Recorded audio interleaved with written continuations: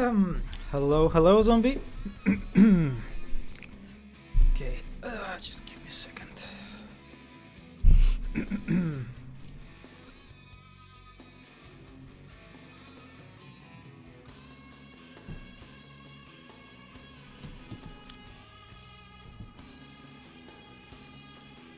uh, um.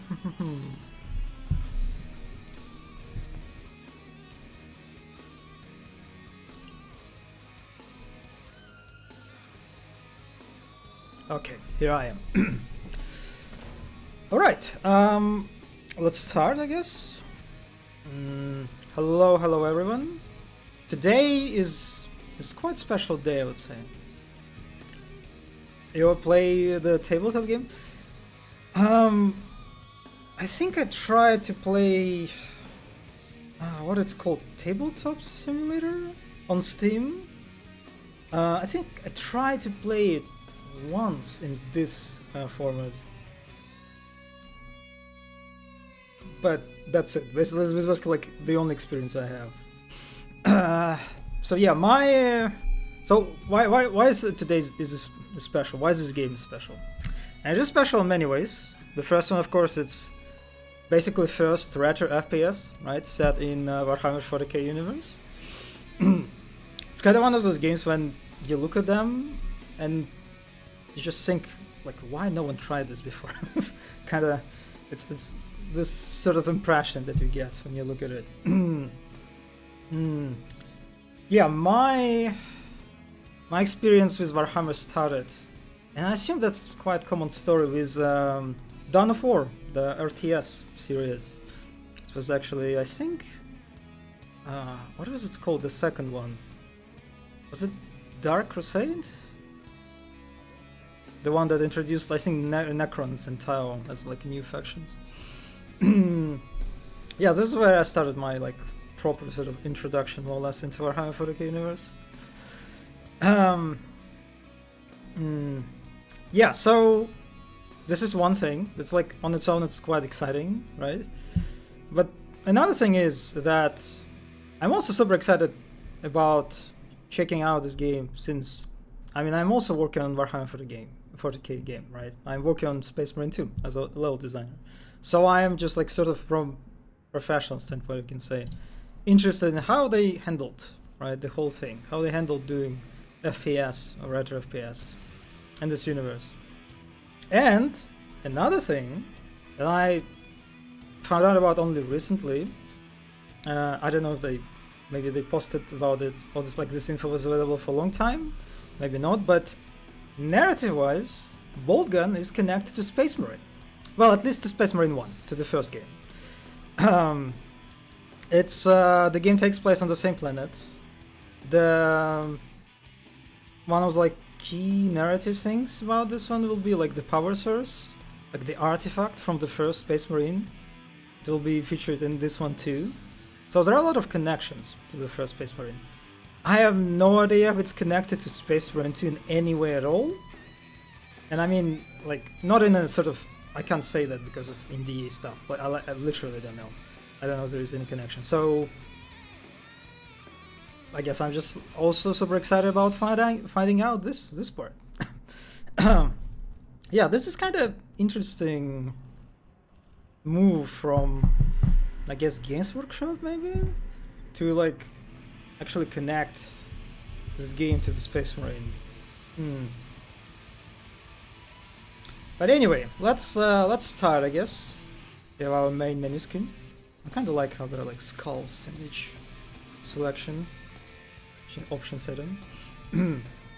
Very small nitpick, but when I launched the game, it automatically switched to the UI to Russian language, which jump scared me. And I was just like chaotically trying to find where you switch the language. And guess what? Like, try to guess. Will there be a flushable toilet to place your pets now? Ah, boy. Toilet in Warhammer 40k game. I kind of want to know how they look like. So, I'll get some hopium and make a bet that there is a toilet, actually. But anyway, so try to guess where the language setting is. Maybe in video? Nope. Maybe in audio? Nope. Maybe in display? Nope. It's in gameplay. And you know where it is? Right at the bottom. Why? Why would you do this? Why would you put language, first of all, like right at the bottom of the settings? Which is arguably is pretty important setting to like kind of have easy access to, right? But you also put it under gameplay. God, it confused me so much. Like, I even panicked a little bit because I was like, I couldn't find it. I was like, wait a second. Will I be forced to play this in Russian? Please no. But yeah, this is a weird one. Okay, so this is glorious difficulty setting menu. I like this one a lot. Like the guy who we're going to play as. You can see even our, well, it's not name. It's our status, I guess, in among Space Marines. We are a pretty cool dude, as you can see. I'm also a big fan, like this game's, in contrast to Space Marine 2, right? That will feature the new Space Marines, the Primaris ones. This one has the old one, the old guy in the old armor. And I especially like this helmet design that has like a birdie sort of design to it, right? Like a beak without any sort of mouse or something. That looks really good. I like it. Really cool design. So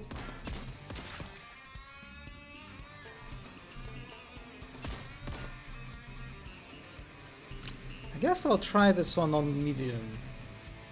I'm not sure how difficult this one will be. And the game doesn't really tell me if I can change the difficulty while playing. But let's hope I can handle medium. I always like the beaky helmets. Yeah, they're cool. They're pretty cool. Also the cursor. Look at that, like little ultramarine hand. Nice. So what do we have here? We have a charge, launch forward into enemies, showing them damage. Yeah, I've seen this in the trailers. They're pretty cool. Like you can literally stomp like lesser enemies, I guess. No fear, deflect enemy projectiles and prevent it becoming damage. I'm not sure what that means.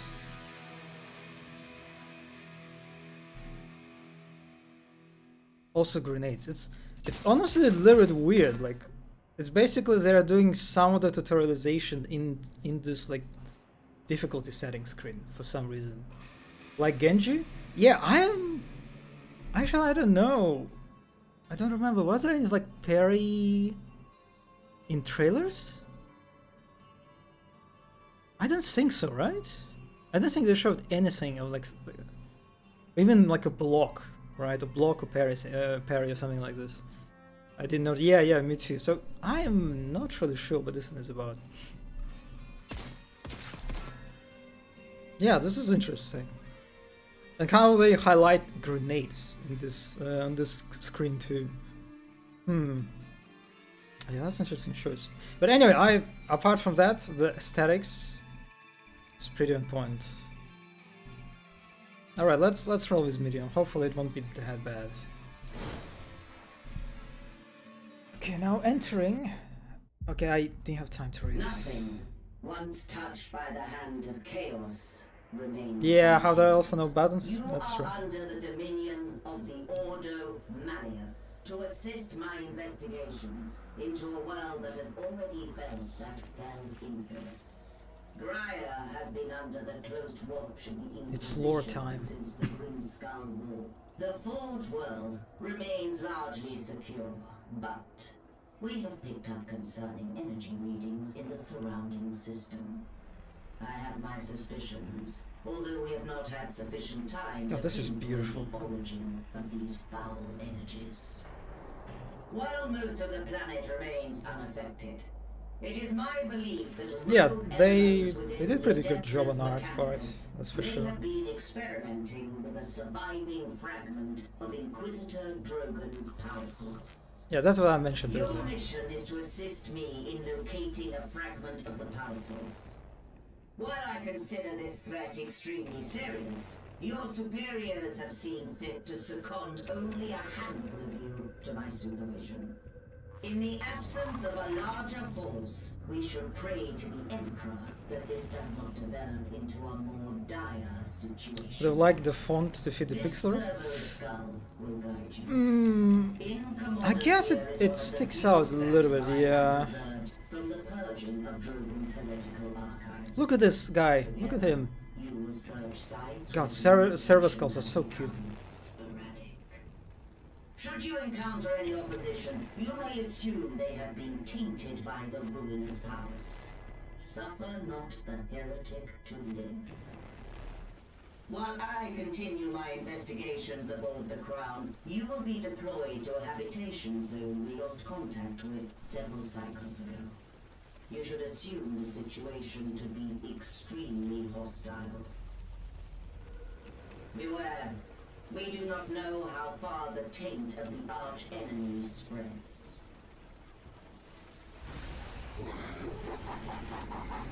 Man, this drop pod is so big like compared to the planet. The scale was a little weird here for a second.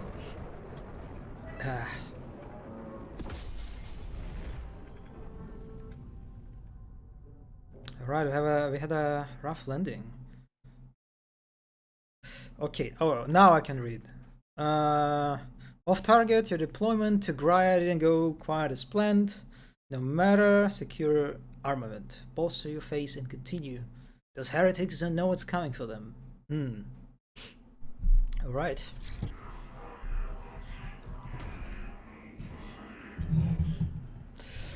Oh, I didn't have time to read what you said, but it... okay, hopefully it wasn't that important. Yeah, so we this is a start, and we already have a lot of Space Marines lying around us dead. Yeah, I'm not the intro cinematic. Like overall, I liked it. Right, it was pretty simple, but I think it was functional. Right, it did the job of introducing us to the game. I can jump, yes. Oh, the jumping actually feels kind of... So, in the trailers, it kind of, like, the jumping felt a little bit weird, right? Since you're playing a Space Marine, you're basically a giant, right? You're a gigantic dude in power armor. And so I was kind of like a bit icky about how jumping looked in trailers. But you know what? I kind of liked it, actually. There's definitely a feeling of heaviness to it. Like, I kind of feel light, but also not light at all. Like the shaking. Camera, definitely. Yeah, the heavy landing. The landing, I think, is what sells. Definitely adds to this, like, feeling that, yeah, I'm a big dude. Hello there. Yeah, look at him. God, I love these guys. Yeah, I am... So, apart from intro cinematic, what happened? Why all my buddies are dead? It's just... Cogitating excitation levels. Level 0. Okay, sure. It kind of looked like... They exited the drop pod and then got killed? Huh? Yeah, this is definitely kind of like one of the things, right? One of the sort of struggles or challenges, you can say, about making a game about Space Marine. You want to deliver the fantasy of Space Marine being like this super cool dude, right? Like the angels of Emperor, right? They're just like, you're not just a soldier, you're not just a normal human being. You're fucking like a super post-human, genetically modified guy, right? And because of that, you should be quite careful how you depict Space Marines. For example, dying, right, in the game. If you show Space Marines being like mowed down on the left and right, then it kind of contradicts a little bit the fantasy. that these guys are super cool and very tough. So this is kind of interesting how, I guess it kind of makes sense from one perspective that we need to play the game alone, right? We're kind of like, we can't have a squad. So they need to deal somehow with our squad, right? But at the same time, there is definitely a bit of a tension how I'm like, I start the game and the first thing I see is just like my brothers, my dear brothers are just like being dead. Like, without even any fight, like right started. It's kind of weird. I guess those Hell's Armor. Yeah, it looks like it. I also like, I like the icons. Yeah, they're also great. Skulls everywhere too. Bad landing. That that you killed. Oh my god, we're getting into some speculation. Waiting mode in game. Okay, this is cute. I like it. I like this companion AI, right? Very common thing, especially in AAA games, where if you have a companion AI, they're used for lots of different sort of direction purposes, right? And one of them is, I guess, just move, go, continue. Yeah, sure. And one of the ways that is handled through reminders, right? Let's say you're stuck somewhere. Your companion might try like to nudge you a little bit from time to time. And a lot of the times, like I guess a good example is God of War, the latest one, right? That people really disliked how like patronizing, right, and annoying the companions are. And in this game, I kind of like what we have. I kind of like this skull and his tone and how he talks to us. Okay, did you hear that? Give me a second. I'll close the source of the noise. Can you jump back up to the drop pod? Oh, I can actually. Oh, there's even the guy on the... Yeah, this was a rough landing. Holy shit, I can get inside actually. Wow, this is surprising. I was kind of expecting this place to be just constrained.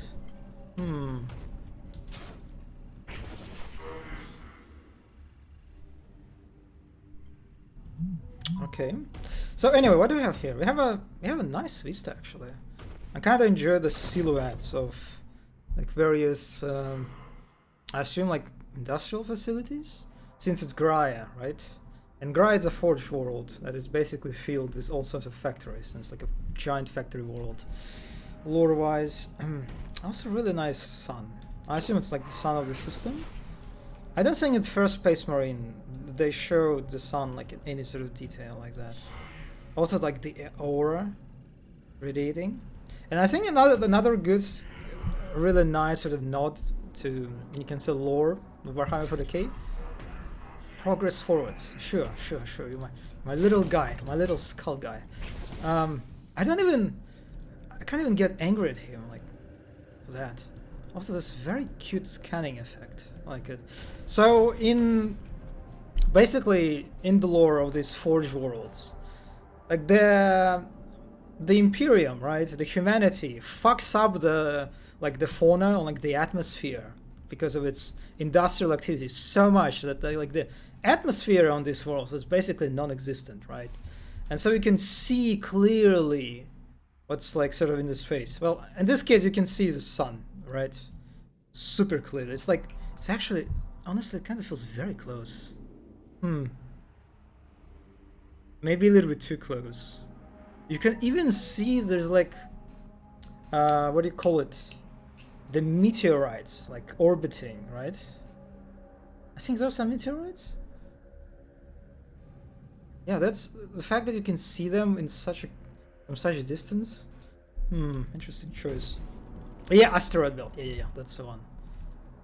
But anyway, the radiating effect is really nice. I definitely feel like how I'm receiving like very unhealthy amounts of radiation from the sun. But thankfully, I'm a Space Marine, so I don't really care about that. Okay.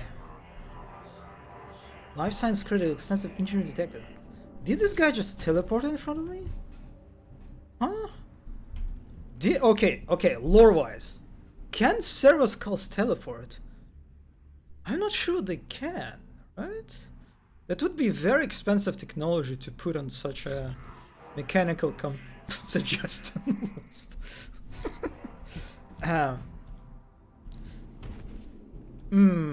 Okay, so I guess I assume the teleportation is used to make sure that like the servo skull is in the place where like the level designer wanted to be, right? For like a specific scene. That's probably the intention. In case if like it gets stuck, right? And it can't like get in front of you or something. Attention. It's just attention. You got any other weapons? No, I think the only one I have is... Okay, that was church. I doubt it. Oh, you mean the teleportation thing? Yeah, Yeah, it looks like just sort of... It's just a game thing, basically. Okay, we have a grenade. That shows very clear radius. Yeah, you can kind of see like almost immediately, right? How... Like Boltgun... Even so, it invokes like a retro aesthetics, right? Of Doom, right? Probably like the closest thing that comes to your mind. But at the same time, you can see immediately how, yes, it has it invokes retro aesthetics, but at the same time, it's not embarrassed, right? It's not shy at all to use a lot of. You can see that it's a modern game, right? You can see a giant vista. You have a companion AI, right? I think the game features like, in terms of like some sort of modern design conventions, like vaulting, for example. I think when you like jump and you get close to the ledge, like your character automatically like climbs it. I think I've seen that in the trailers, which is definitely a thing that not something that you encounter in Doom or Quake, right? So, I guess I kind of like it, right? I guess I kind of like how you can sort of move, like, follow two, I guess, main ways, right? You can try to be as faithful as you can to design conventions of old games, let's say in this game Doom, right? And try to like execute, like, and make everything like basically like almost to the letter, right? To the way how those games, like those games of those era were made. Or you can just like try to sort of kind of figure out what like the key aspects, right, of those games feel like they were important, like the overall aesthetics, for example. And then on top of that, right, you add elements that are a bit anachronistic, right, to the old games. And I think I probably prefer the second approach so far. Oh, that's a good reveal. I like it. Like the framing of the sun. It's pretty nice. Also the particles. Also too, look at these particles. Like the snow is falling. The wind, right? Like everything is so dynamic. Of course, the sun, right, too, with its radiating effect. It's just.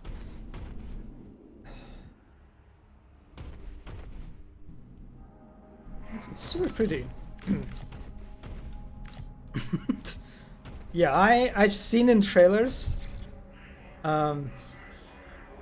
some parts of the levels, and it looks like they really don't shy away from this like very explicit breadcrumbs.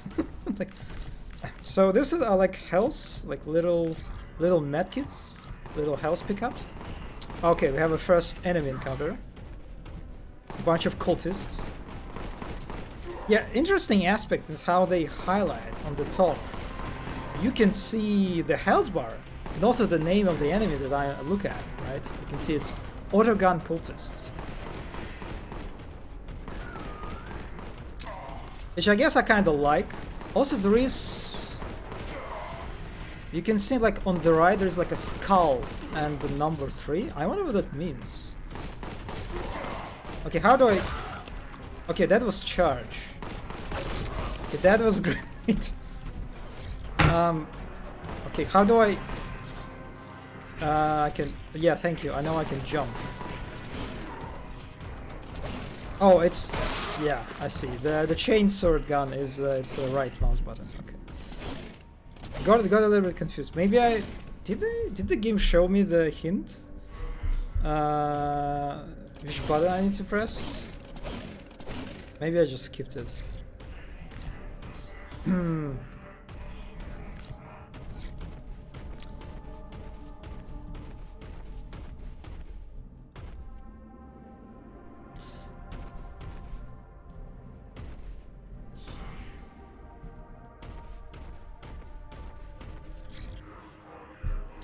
Vertical transition. Okay, yeah. I get it. So this is basically a tutorial for jumping. Can't really proceed without using it. Typical skill gate. Man, the sprites are really nice. How like super bloody everything is.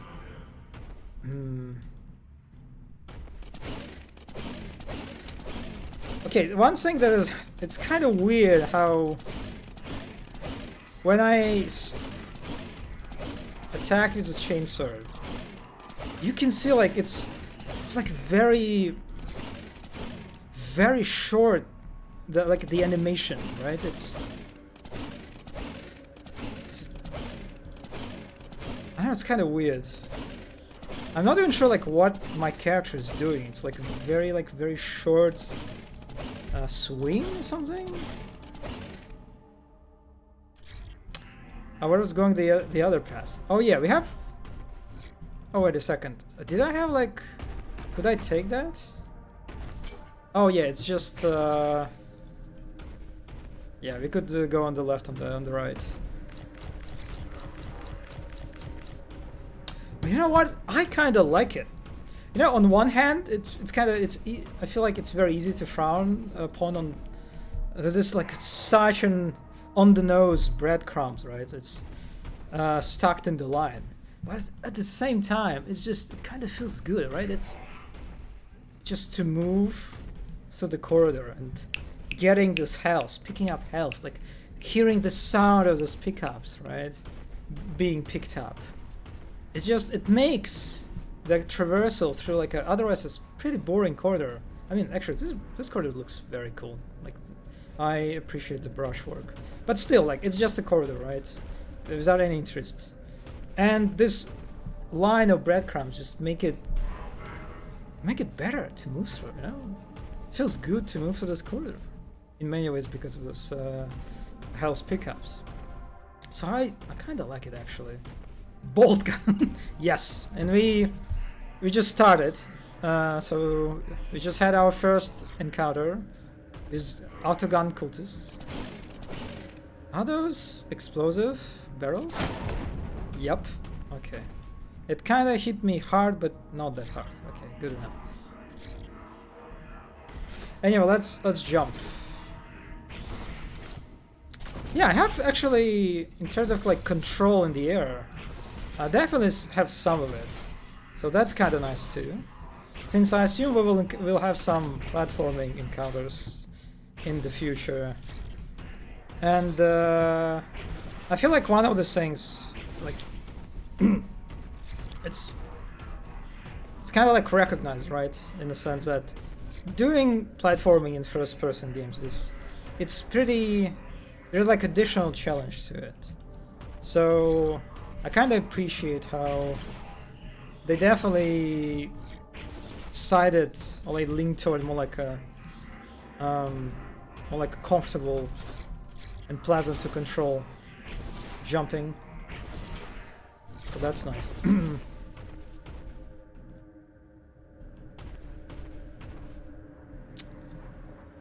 Yeah, one thing that we will definitely encounter a lot, I assume, we will encounter a lot of assets that are actually based on miniatures, right? On tabletop miniatures.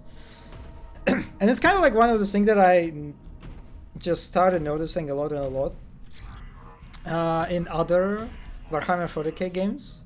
right? And like in trailers, the recent one is Dark Tide, right?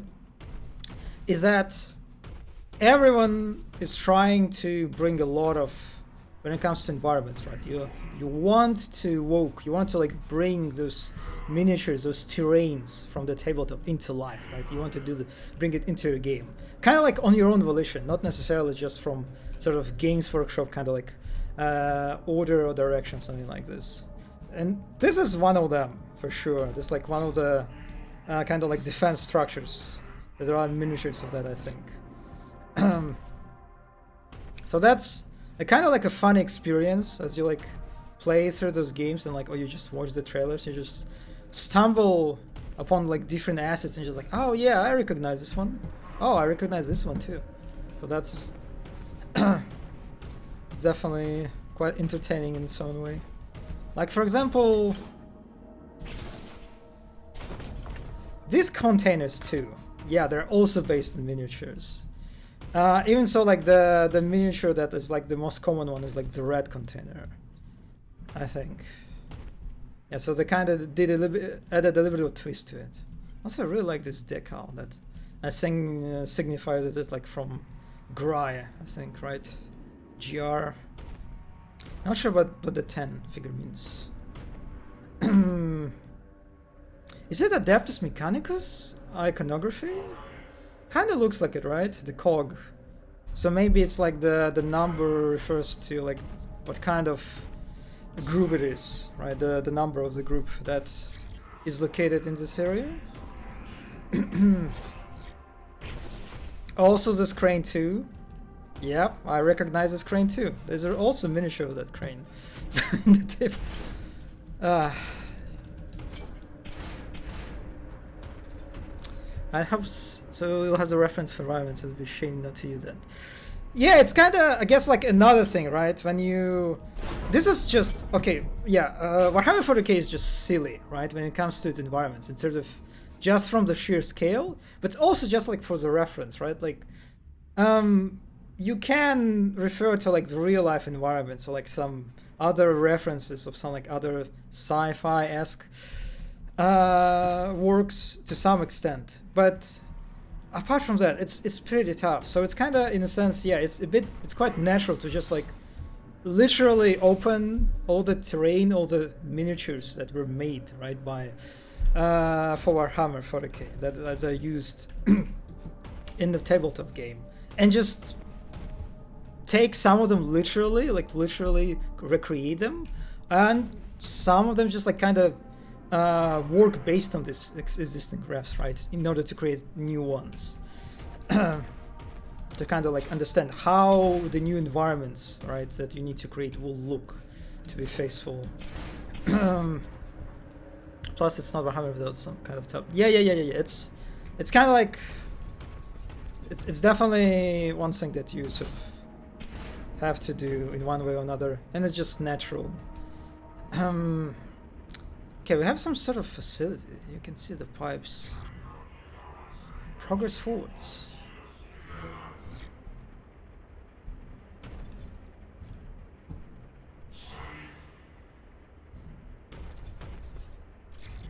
Can I just jump on it like to charge actually? Okay, wasn't that bad. And I'm kind of digging this texture work, like the coloring of these containers. They look very, I don't know, edgy, in a sense. very stylish. Like we have in Space Marine 2, we have containers like that.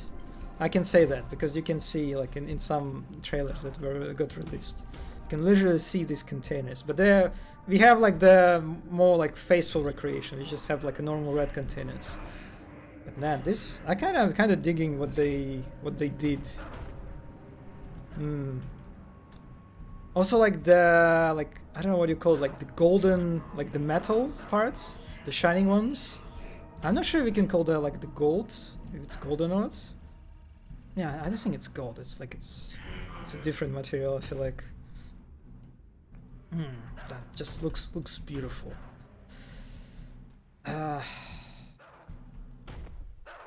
Wait a second. Is it? Was it a bunch of dogs I just heard? No, that those were cultists. Okay, cultists were barking at me. That's interesting. Wait a second. Why are you shooting each other? There isn't fighting in this game? Oh god, this is literally Doom. Holy shit. I did not expect this game to feature in fighting for some reason. Okay, this is cool. This is quite cool. Oh, there's like just a splash of blood. So exaggerated in a good way.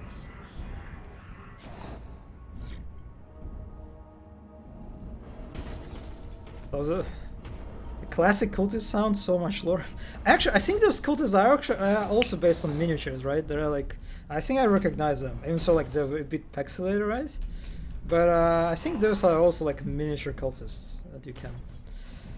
Yeah, the slowest bullets. So from what I've seen, I might be wrong. Maybe like there are enemies that they weren't featured in trailers, right? There are probably some that are hit scan enemies. But from what I've seen, all the range enemies are projectile based, if I'm not mistaken. It feels so far quite deliberate choice, right? Since you would expect if you say let's choose Doom, right? What's like the closest counterpart in Doom to cultists? Just the normal grunts, right? Oh wait, are those called grunts in Doom? Or like just like the normal hitscan enemies basically, right? The shotgunners, chain gunners. And you could think that the cultists, the normal cultists, would be also hit scanners, but actually no. They're projectiles. They shoot projectiles. Even so, they shoot a lot of them in a bit of like chaotic sort of fashion. But yeah, I kind of feel like it's very intentional, very deliberate on the devs' part to make sure that you can dodge, like as long as you're moving constantly and skillfully, you can dodge everything basically, every attack. That it's kind of like taking the sort of one of the tenets, right, of design approach of Doom and Quake, that the like maneuverability. Oh god, how can I spell that? Maneuverability as a defense, right? Like as long as you can move constantly, you can dodge a lot of damage, right? And it feels like that it kind of took this tenet maybe like to its like logical end, where they just decided like, okay, actually hitscan enemies, they kind of run a bit maybe like contrary to that approach, and maybe we just remove them at all. But I'm not sure. We'll see in later if this is the case. Yeah, this guy's. I think I've seen miniature of that guy.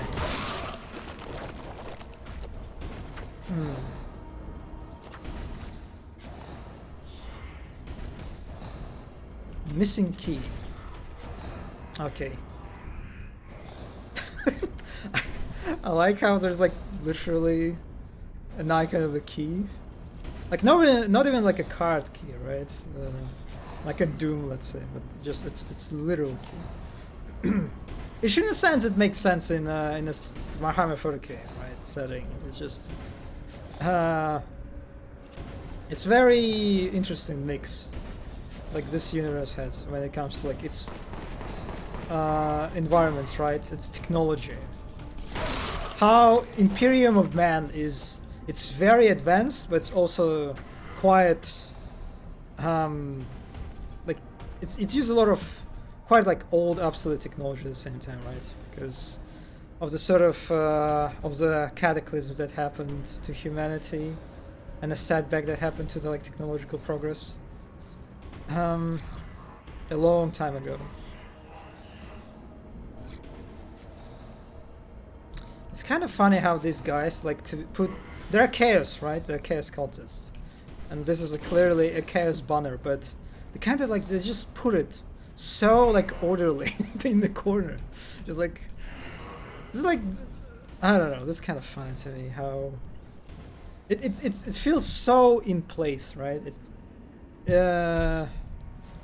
with everything, with the environment.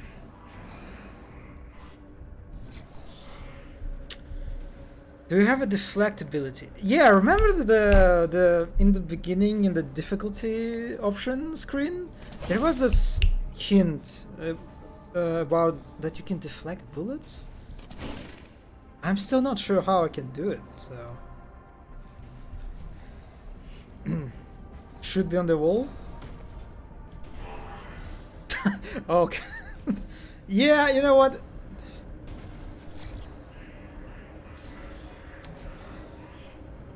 I don't know, it's also just looks so cute.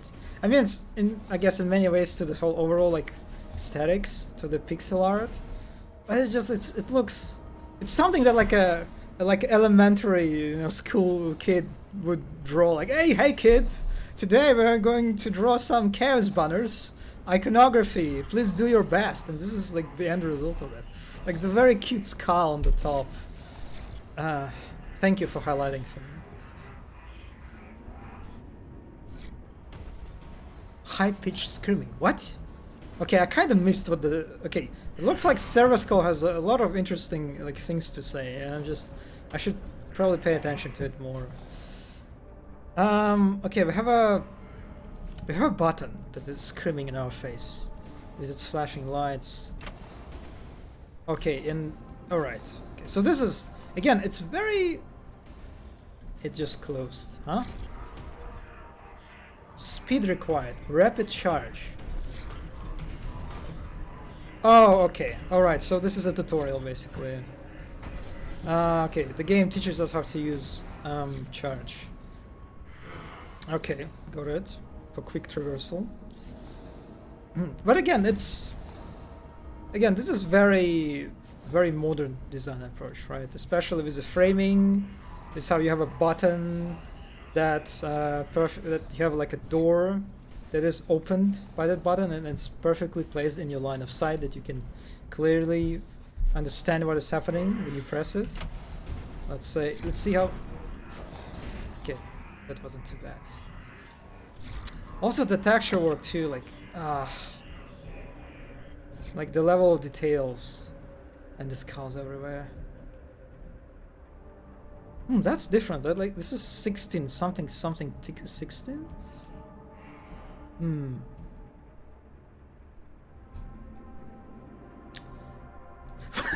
What elementary school did you go to? Excuse me. I mean, I'm just saying like the overall impression. How like it looks very cute. Wait a second. Did I just pick up a key, and I didn't realize it? Yeah, I think okay, I think I picked it up, right? Because perfectly aligned, but yeah, it's a bit even, so perfectly aligned, it's a little bit on the nose, right? It's just a little bit like I can see what you're doing, right? It's also like the way it's placed into this into the floor, right? It's clipping into it. It's not, oh my god, it's not even aligned to the center. Oh my god, the more I look at it, the worse it gets. Okay, just let's just move on.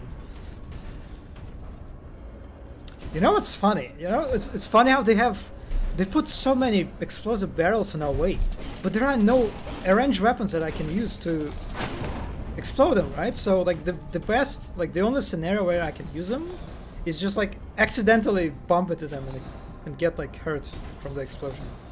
That's interesting.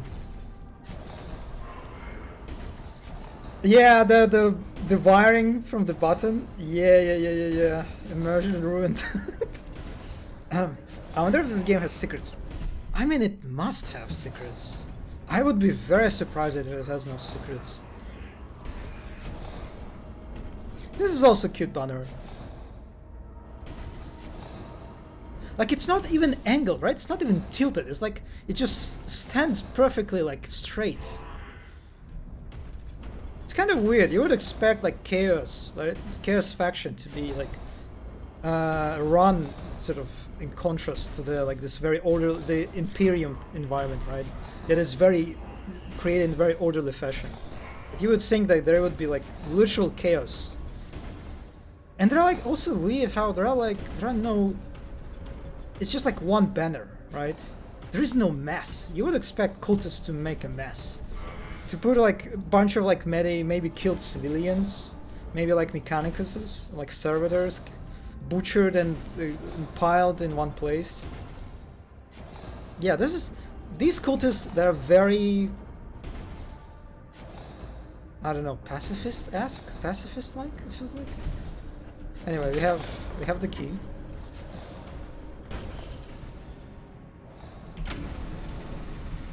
God, oh my.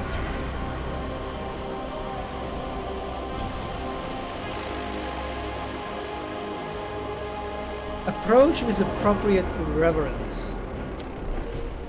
Well, this is how you introduce the Boltgun. This is definitely how you do it. This is basically the perfect introduction. Yeah, this is just great. Like, holy shit.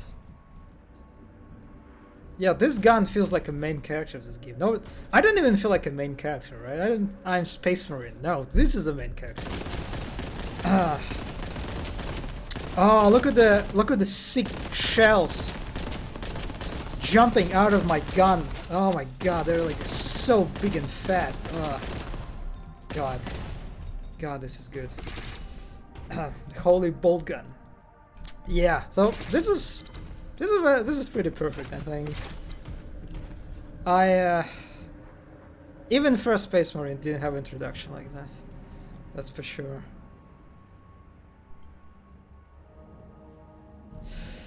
Oh, well, it's almost like the amount of details. It's just so, it's almost overwhelming, you know? It's like, it's so weird in a sense. Like, I'm playing a retro game, right? Like the game that tries to invoke retro aesthetics. But the level of details, like the density, it's basic, it's almost AAA-esque, right? It's just like, it's like it reminds me of like the new episode of Quake. Remember that the GOAT released like relatively recently, like maybe last year? I don't remember, but it was like a new episode that got released out of like nowhere, basically, right? And it featured like such a, I mean, actually no, even environments in a new episode of Quake weren't that detailed, I think. But it's just, oh god, I don't know. I mean, I'm not complaining. It's just, but the God Race too.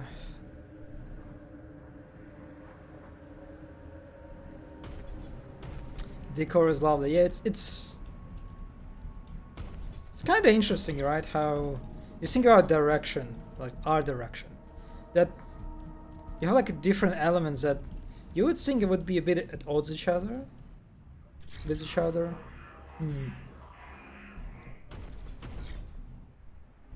But maybe, I don't know, maybe this is how you should do it actually, right? This is how, like the way our sort of impression, right? Like the very common experience, a nostalgic experience of like old games, right? Especially the ones that got like a bit dated visually, right? You hold them very dear to your heart because yeah, you remember, like our memories are blurry, right? We remember only like vaguely the best parts, like the negative aspects, the flaws that kind of get erased, right, with time. And then when we, let's say on occasion, decide to play those old games again, the immediate thing that hits you, that like, oh god, this game kind of is ugly, right? This game is so barren, it's so ugly, this is not how I remembered it at all, it looks terrible, it just looks, it's not that good at all, right? So maybe if you try to evoke this like spirit of old retro like pixel art game, maybe this is how you should do it. Maybe you should actually try to be like, to put a lot of work into like this again, this try to pursue basically a triple-esque sort of level of quality, right, of details, of density.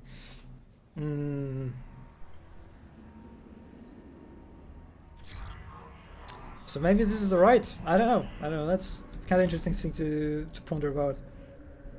This is the most detailed room so far, and I mean, I think this is you should like, right, like the sort of, you should put your work, the most work, where in a place where it counts the most, right? You should be very deliberate. So this feels very appropriate, right? That you, in a room like this, you will put a lot of work into it, because this is like very important event, right, for the player, the acquiring of Boltgun.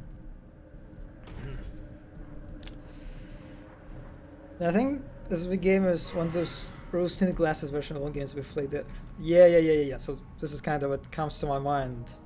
So yeah, it's from one hand you can be like very sort of purist, like from the very purist approach. You can say like you can frown upon this, like you can say like, yeah, this is wrong. This is not faithful.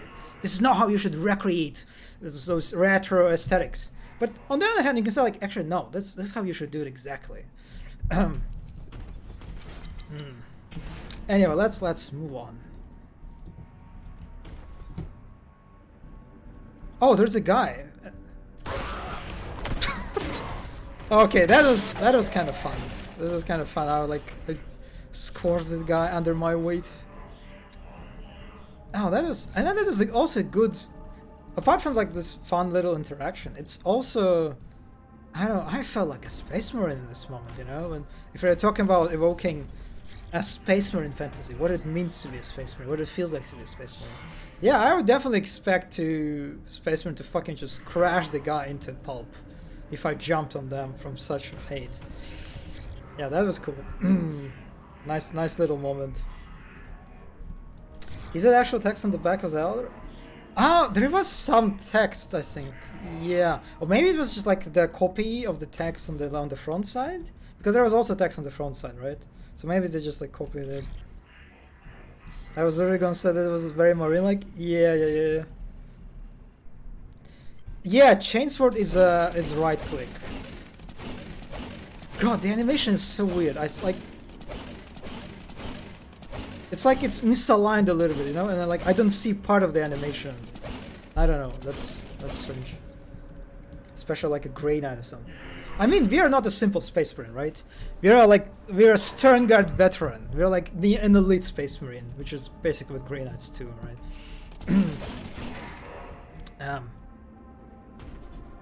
Anyway, God, just oh my God, this is. I'm still being a knave from the level of detail in this game. Actually, can I? Okay, I can't destroy. I have a Hrot flashbacks where you can like destroy literally everything, but I like the scorch mark that I leave. This is very cool, like, and how it gets like the heat, it gets cooled in time, right? Oh, this is cool. This is a really nice effect.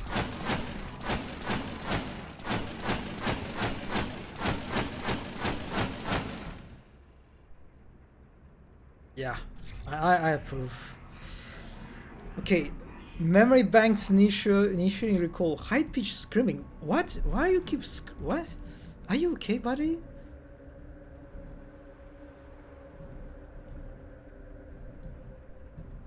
Oh wait, I just only now noticed those are actual sprites. It's like okay, I don't know.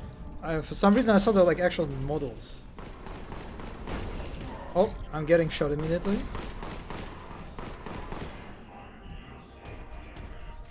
Hello? Oh, are they running from me? Wait a second. Oh, if I get close, they run away from me. This is so cute.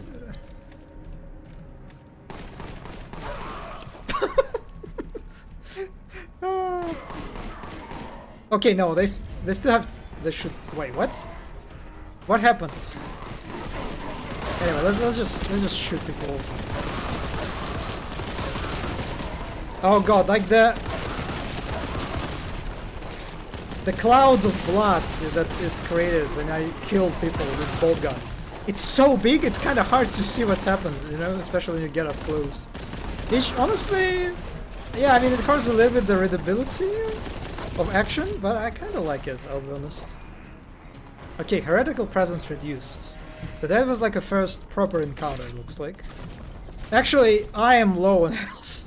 I should, yeah, I should pay attention to that. I'm not playing on easy this time.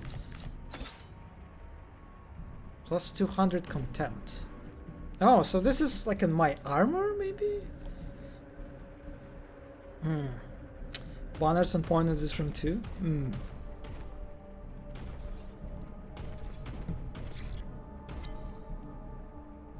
Oh, it's like a kind of cute triple magazine in one. Okay, so we got our... was it our first armor? Probably. Man, I really like how... I mean, it's like one of the core sort of aspects, right? Qualities of Imperium, right? Faction in Warhammer 40k. How it's religious to the core, right? And even such, you could say like mundane things like weapons, ammunition, armor is treated with high venerosity. Venerosity? Is that the word? It had veneration, right? It is a very like sort of, those are sacred things, right? They have religious importance, and so this game definitely evokes this feeling very adequately, right? Just this beautiful cathedral-esque glass windows. There was a rule called Armor of Contempt in the game. Oh, so they're literally like evoking terms from the tabletop. Oh, okay. Yeah, makes sense. Makes sense.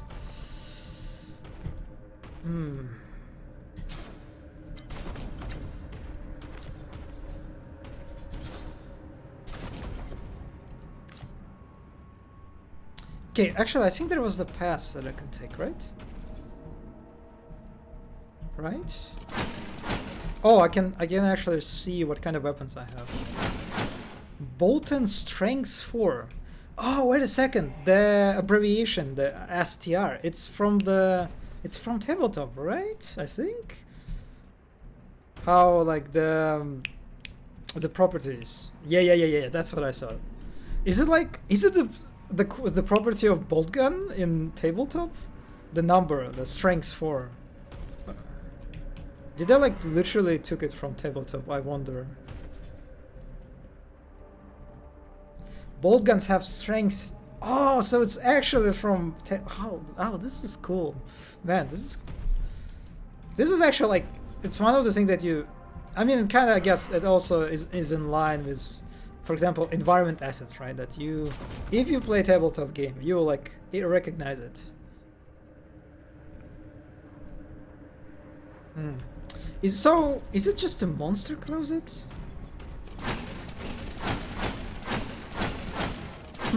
I guess it is very beautiful monster closet. I would say that it's decorated. Even monster closets in Boltgun are decorated with veneration, right? You can see like the sacred text on the walls. There are lamentation, the arches, right? Oh god, what? It's everywhere.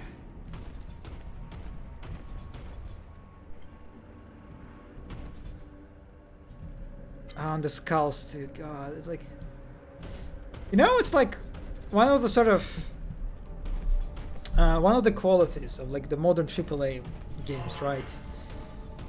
That I think I kind of.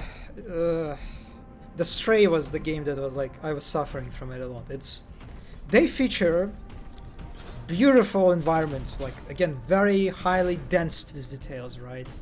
That you can just look at them. Oh, I like how the skull like literally highlights like important elements, important objects in the environment. God, I love this guy so much. Like every moment, I just love him even more. So you can see like there's how many like a lot of hours of work were put into those environments, and how a lot of them you just like move through them like in mere seconds, right? That you can like clearly see that the player won't even spend like maybe like 10 seconds like in particular room, right? And the Stray was kind of like suffering from that. Like I was suffering as I was playing Stray, the cat game. And this is what I feel like. I have like the same experience as I move through these spaces. I'm just like, I want to stare at the walls for minutes and minutes to pay tribute, and appreciate the work that was put into them, into these environments.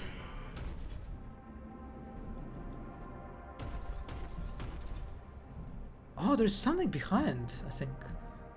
There's some kind of... It's a kind of wall.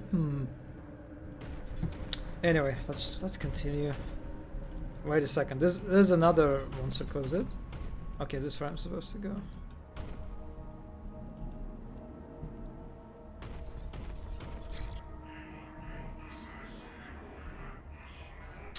Oh my god, look at this gate! Like, holy shit! Ah. Oh my god, this is just, it's so beautiful. Oh, like the servitor, like service calls. Ingrained, like the giant skull with like eagles on the left and the right side. Like, oh. Man, this is too much. Oh, that's okay. This is literally exit gate. Got it. Understood. Fuck, I missed the secret. Okay, this is unfortunate. Ah man, I'm kinda sad that I missed the secret, actually. Oh well. Okay, on to the next level. Mountain batteries. The trail through the mountains leads to the habitation zone. Planetary defense batteries line the road, as do heretics. Find a way into the hab zone. Purge any resistance. Understood. Jump at the end of the charge to leap further. Okay, that's helpful. Hub exterior status visible. Proceed by defense. Is it the hub? Is it what you're talking about? Cogitating excitation levels. Wait, excitation level is excitement? Does it mean excitement, or does it have a different meaning?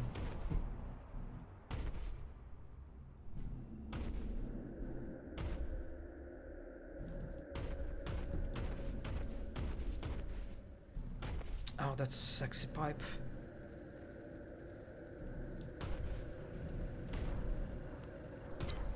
Don't need that ammo. Oh, we have okay, we have options. I think this is probably critical pass.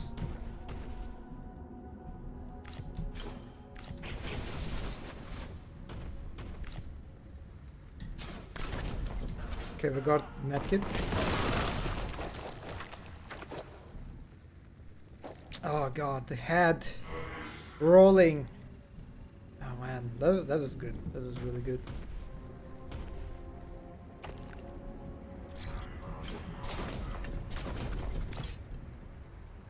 Yeah, this feels like a room that just kind of serves as a sort of reinforcement of jumping. Or rather, reinforcement of kind of like a mindset to use jumping a lot to get into all sorts of places. Kind of like, this is the cave, just that it was made for it, like. Just to tell you that, hey buddy, you know you can jump and you can reach a lot of places by jumping. Like literally. Oh. Is that a secret room? God, the cultist barks. They're literally a bark. It's so funny. Are they like role playing as puppies or something? Like, what is happening?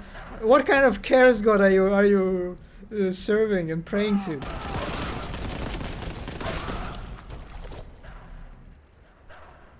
God, this is so weird. Why are they barking? Is it lore accurate? Cultist behavior? Because I definitely missed it. I should have exploded those barrels.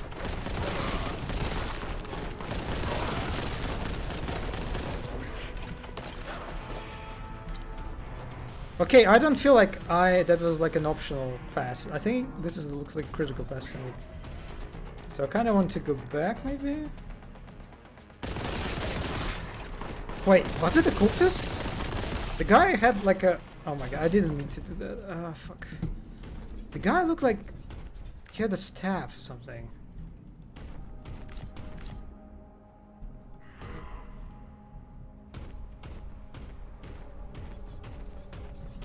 Well, anyway, let's explore.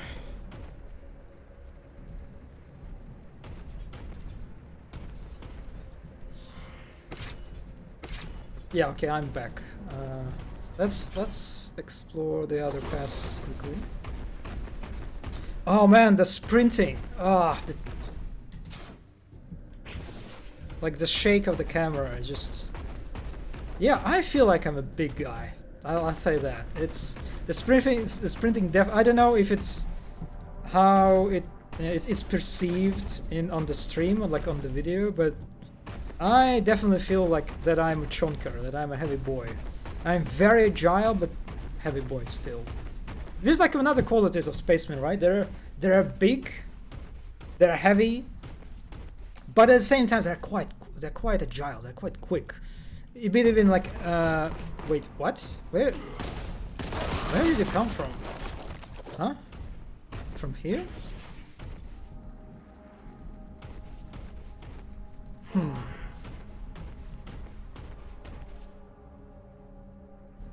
Is it just a dead end, really?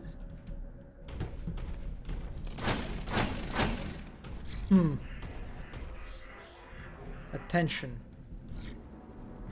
Why are you just telling me attention? If it's tell me what I should pay my attention to.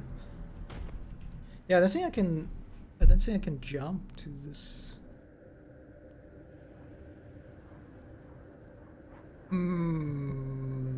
Yeah. Anybody remember jumping? He do be stomping. Yeah, the stomp. I feel like I am stomping it. Honestly, it's kind of fun just to just run and sprint and jump. In a way, you know, I kind of feel like I'm a kid that just got a new toy. Like I got a new Space Marine miniature, you know? I'm like, I just got it and I'm playing with it. This feels weirdly nostalgic in a sense, you know? I think I make the player character a little taller, so at the moment you seem to... Actually, this is a good point. This is definitely a good point. Because, again, another challenge of a Space Marine game is that you... Well, like, one of the ways to highlight that you are playing as a big guy, right? That the environment that you're navigating, they need to stress this. You need to clearly see that the environments, the spaces that you traverse through, they are not made for your size. They're made for human size. They're made according to human metrics. And you're not human metrics, you're Space Marine metrics, right? And I would say that like in Space Marine 2, we are definitely... It was pretty tough work, you know, to deal with. And I would say Space Marine 1 is kind of... From what I remember, it kind of struggles a bit to convey this particular aspect. And in Boltgun so far, I would say everything feels... Okay, let's get into like the space that was like man-made, right? Everything feels very adequate to my size. Everything feels like the size of the room, like this opening, like the size of the doorway, like the ramps. I feel like I am at place, right? Yeah, it feels very... I don't feel like I'm too big, right? I don't feel like I'm... It feels like very normal to me, like the environments. It's like they were made for Space Marine to move through. And at the same time, why it's challenging? Because at the same time, you have like gameplay requirements, right? You need to be sure that it's not too cramped. The environments are not too cramped. It's that you need to be make sure that it's comfortable for the player to navigate these environments, like to move through them, right? That there is a gameplay requirement that in a way contradicts, or at least at odds with sort of more like fantasy requirement that you need to fulfill, right? That you're actually moving through the space that highlights your size. When you're up close, I know they're smaller.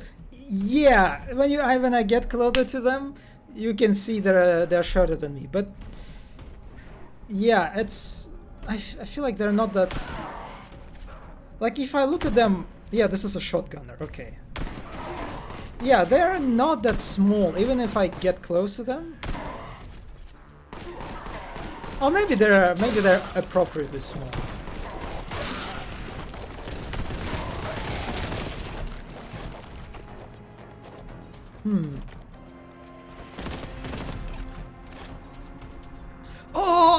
Ah, the Titan! The Titan! Oh my god. I love this. Even as a silhouette. I kind of like how he stays here and like casually. I don't know, is it like a functioning Titan? I don't think so, right? It looks like it's like abandoned or something. It's just, actually no, that would be weird. Like, maybe it's like a destroyed Titan that got left after some war. Yeah, I don't know. It's a Forge world, and it's like it's a place that is occupied by Mechanicus, right? And lore-wise, they're like a Titan is an object. Holy shit! I'm such a nerd. I'm literally reading a book in the free time. I mean, I'm Ultramarine. That kind of makes sense. I'm even. Oh my god! I'm flipping the pages too. That's good. So yeah, it is kind of weird actually. I like the image, I like the scenery, right? But again, as of lore-wise, I'm not sure. I feel like Mechanicus would take care of that. They would definitely at least like try to like scrap it or something. I don't know.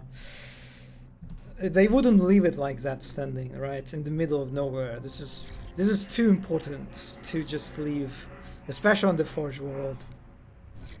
Yeah, this is weird. I'm not sure. Distance-based hate. Yeah, that kind of like a shoulder head. I feel like they should be a little bit smaller. Wonder if that's like a you'll be later. Yeah, I'm not sure. It's kind of. It would be cool. This is what kind of First Space Marine does, because at like at certain point of First Space Marine, you're literally like get on top of the Titan. Even so, that the way they did this, it wasn't that cool. It wasn't that exciting. Yeah, I don't know. Maybe it's a half-finished Titan. How long has this world been buggered? Actually, it's a good time. I don't know how much time passed since events of First Space Marine. But I mean, they mentioned in the intro cinematic that the planet, for the most part, is secured, right? So, yeah, I'm receiving mixed signals about this one. But at the very least, it looks cool. And also, I kind of like how it's just silhouette, because, I mean, I like the scale of these guys. I like especially like the Titans that like they literally have cathedrals on top of them, that they're like literal walking cathedrals. But apart from that, they look silly. Like their designs look a bit dated, a bit goofy, to like modern sort of standards, you can say. So in a sense, I'm kind of happy that we actually see only a silhouette of it. Could be at Chaos Titan they got the sword. Oh, that's maybe. But that would be a Chaos Force that managed to bring Titan. That would be like a full scale for like full planet invasion, right? Or maybe they did when the portal was opened during Space Marine 1? I don't know, but you can definitely like speculate about it, which is kind of cool on its own. Another thing that I like is that I kill very quickly these guys with a Boltgun, right? Which again feels very fantasy-like, feels very appropriate. That since Boltgun, it shoots literal rockets, right? Like mini rockets, basically, that make these guys explode. So yeah, I feel like I'm shooting with a Boltgun. That's for sure. At least at cultists. We will see when stronger enemies. Oh, that's a heavy stubber cultist. Okay, so we got a chain gun, sort of. Okay.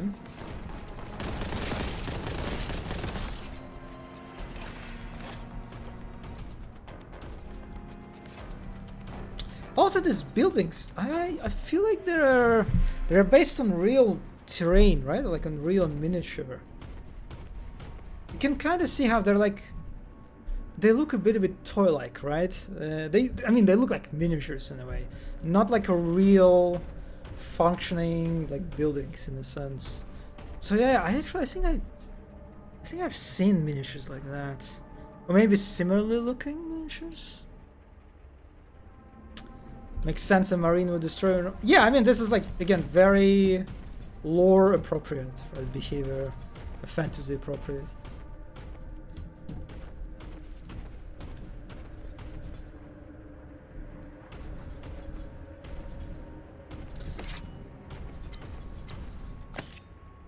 I picked up a key. Wait, what?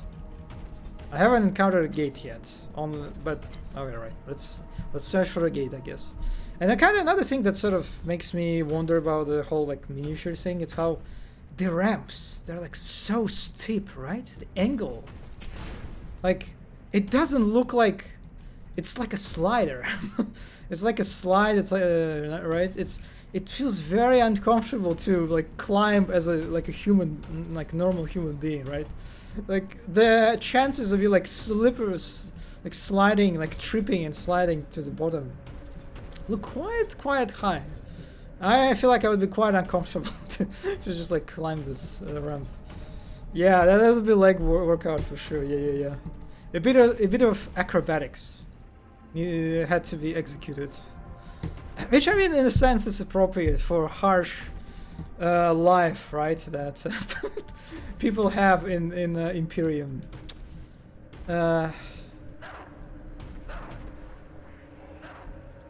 Hello. Oh, this is a gate.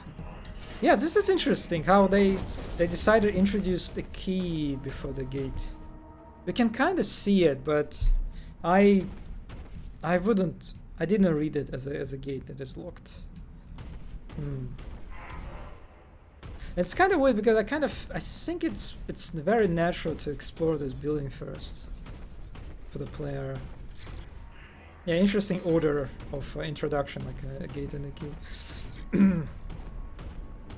Can I jump over it? Oh, I can. That's okay. This is weird. This reminds me of actually Hi-Fi Rush in a funny way, where they literally put pipes in the middle of the corridor. Right? Like if you think about it, like architecture, it's really weird, right? Like why would you put a pipe in the middle of this corridor? Because it looks like there's like no connection to this area apart from this path that is blocked by the pipe. Yeah, you remember that? Yeah, that's such a weird. That was such an unexpected Hi-Fi Rush flashback. And it looks like a secret, right? In a way, you would think it is a secret, but it's not. Or is it?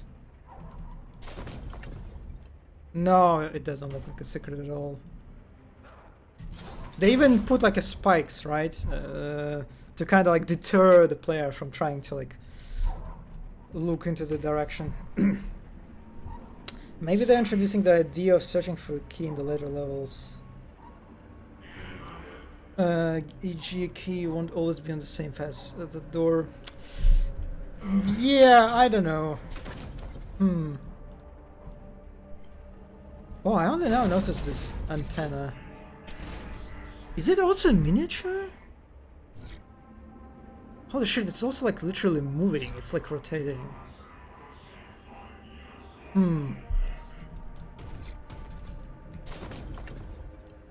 Anyway, let's open the door. Oh, the Space Marine, the Chaos Space Marine. Did you just throw a grenade? Okay, they did.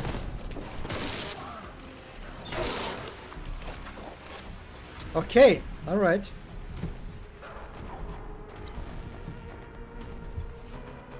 It was a nice little jump scare encounter in a sense.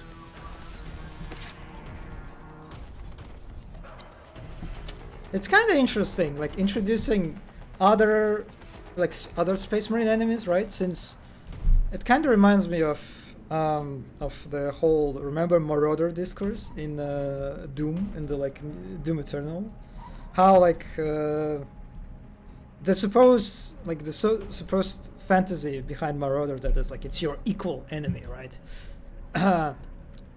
Space Marine enemies like Chaos Space Marine, they're kind of supposed to fulfill the same fantasy, right?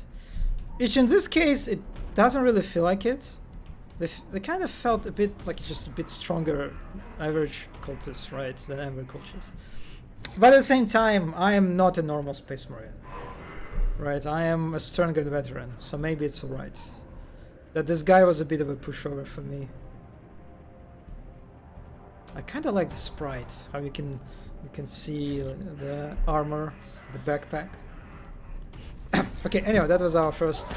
Okay, that's our second Space Marine guy. What are you doing? Are you like taunting me? Also the chain gun, not chain gun, chainsword. The chainsword attack is kind of, yeah, it's kind of, I'm literally like a chainsawing the guy, right? I'm like digging through his flesh. So that was cool. As opposed to like a normal cultist that I get like, that I destroy like immediately, like, right? I just one hit and you're dead. Well, this guy, yeah, I have to dig through armor. Well, that's cool. Okay, actually I need to take this a bit seriously.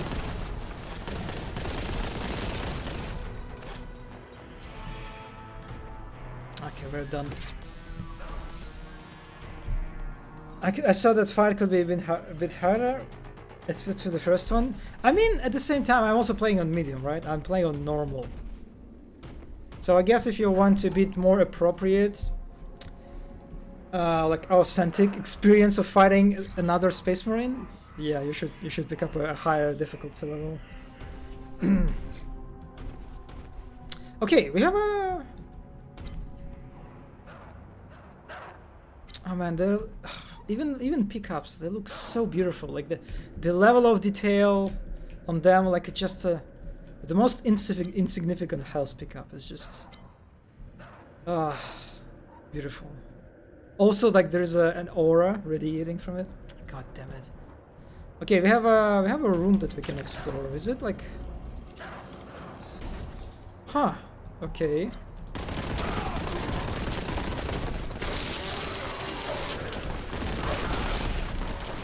Okay, maybe I shouldn't judge so recklessly.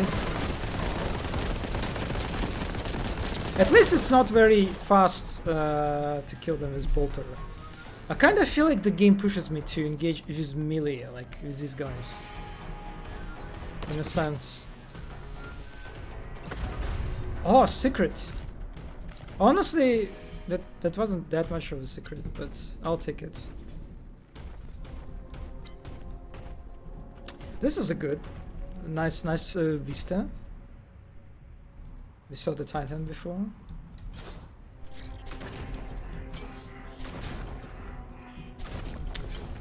Oh, like this guy also reminds me, if he tells me if they're like what kind of items there are around.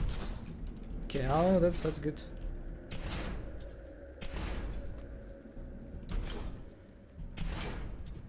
Well, it's just kind of fun to jump from one container to another. Okay, let's stop having fun. Let's move on.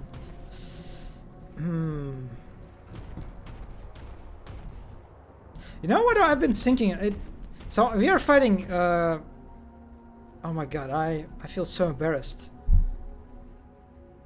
Are these Alpha Legion? They're not Alpha Legion. Wait a second. Who are these guys? What? Well, they're not Black Legion. What is this? What band they belong to? This Chaos, Black Legion. Okay, yeah. Yeah, these guys. The color like of containers and like the crates too, kind of is in line with a Black Legion, right? Color scheme. Kind of makes me think. I was like. That's probably not intentional, but the way they match makes me kind of feel like there's like a chaos containers. Like it's like the color scheme, right? Even like the shining sort of like a golden-esque elements. They're also like in line with the color scheme, right? This is weird. It's like a Black Legion container, a cargo container in a sense you can see.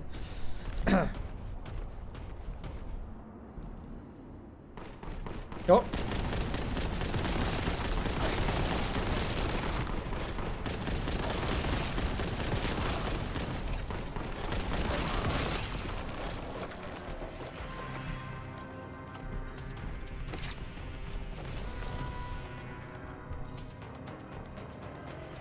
Now that's a bunch of quite sexy pipes.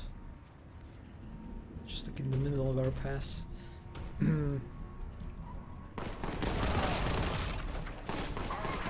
Oh. Yeah, and it looks like they... Did they drop the grenade before this? It looks like the Space Marines, the Chaos guys, they can't really do anything. Like I'm standing them when I chainsaw them. They can't really like fight back, so that definitely feels like I guess like an additional incentive to approach them in melee. Which, I mean, I like it. I like the idea to incentivize like a more risky playstyle.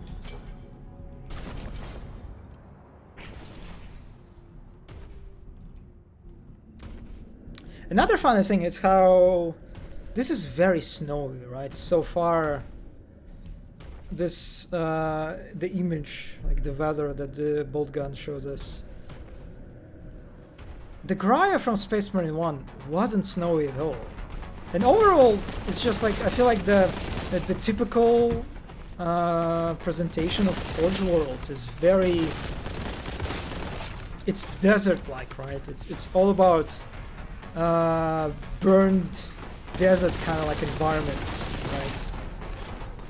Not the snowfield sort of spaces. So that's kind of interesting. Kind of like showing this planet from a different side. Okay, we go to the batteries. Okay, that's cool.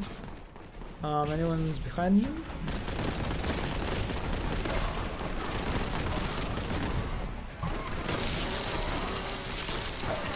Oh, I can... Oh, that's interesting. That I can, when I attack with my chainsword, like my character gets snapped to the enemy a little bit.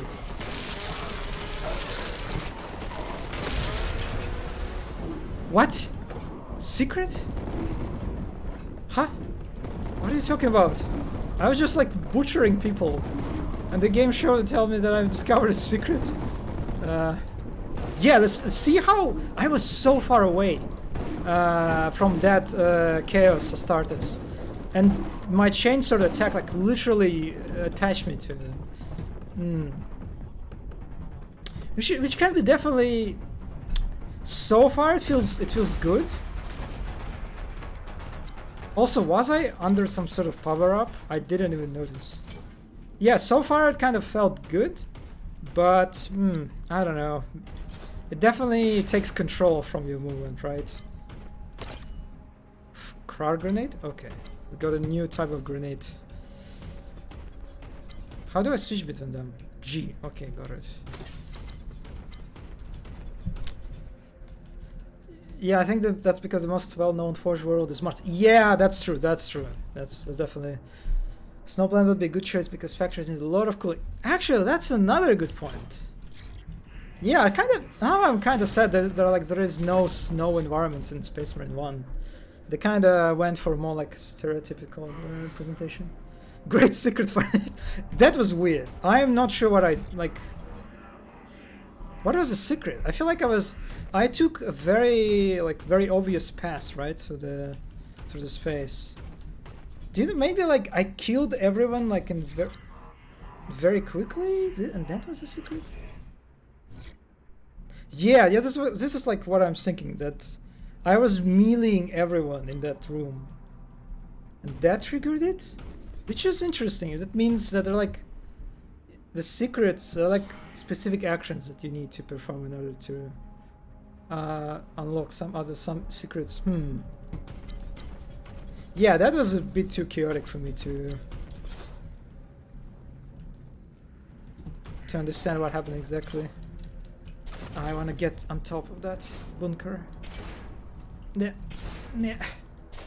Nope. Yeah, I kind of like this. I kind of like the flow of this encounter, how it was like I was just like moving across this like platform, like from one enemy to another. It was, I guess, like kind of like a good example of using enemy as a guiding tool. I was like just like very natural, like moving from one set of enemies to another one. And like eventually I just like made the whole circle, right? And I didn't even notice it. Okay, I think this is a good example actually. When we're talking about environments that highlight the fact that we are a big, chunky guy, right? Look at this defense shield. This defense shield is made for Space Marine. But why? That doesn't really make much sense, right? Because this is like supposedly this is an environment that is occupied by humans, by Astra Militarum, right? So these shields, these defense shields, are supposed to be made for humans, right? For human-sized creatures, I guess you can. But you can see clearly that this is like gameplay-wise. I mean, I can use them. I can comfortably use them. It looks like they were made for me, for a Space Marine. So that's a bit awkward. That's a bit weird. You can definitely do some criticism in terms of like delivering this like Space Marine fantasy. I'll be interested to see how the crack grenade looks. It never made sense to me that it's a grenade that can only hit one person. Yeah, this is like it's kind of like a sticky grenade, right?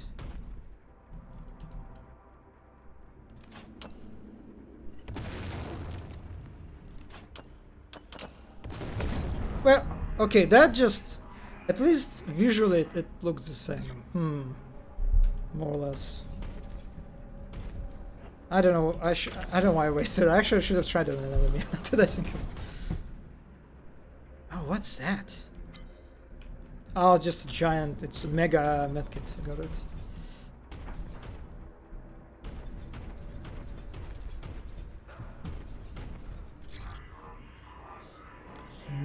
Medicaments? Another. Okay. What is with these secrets? They're kind of easy to stumble upon, right? And somehow I missed the first secret in the first level, and now I'm just like stumbling upon secret upon secret. That's interesting. Yeah, this is. It's kind of. Yeah, on one side, as I mentioned earlier, it's kind of this building, this like architecture. Oh, you can see like the cultists like sprayed their icon on top of the Imperial Aquila. That's cute. So you can clearly see that there's like these buildings that are more evoking miniatures, like actual miniatures, rather than actual like buildings where people live, right? Whether the exterior or whether like the way they're built inside. And actually it looks like every building that we encountered so far, they have like the same interior. Like literally the same layout, which in a sense makes sense. But on the other hand, they serve like such a good landmarks, right? You can like see the building and like immediately realize that, like, okay, I want to go this way. I want to explore it. There's definitely something inside of it, right? And it's like a very effective landmark, especially if you like when you scan the environment like from far distance. Which in a sense also a bit weird why they decided to put a secret in this one, since it's like such a natural place for exploration that I feel like 90 like a majority of players would move through it. It's not looking good for a flushable toilet chances. I am still hoping for it, you know. Okay, we picked up a crack grenade. Good. I still have my hopes, you know. Considering how where the fuck the cultist is. What? Like the game flashed the cultist health bar for a second. Okay, I can hear the bark. I can hear the dogs. Yeah, okay.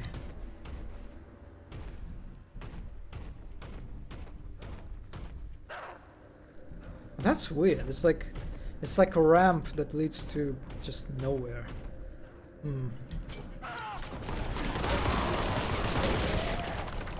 Let's use crack grenade.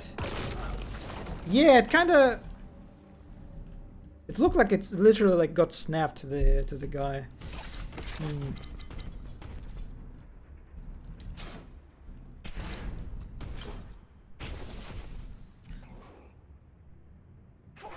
Plasma gun. Oh my god, look at this.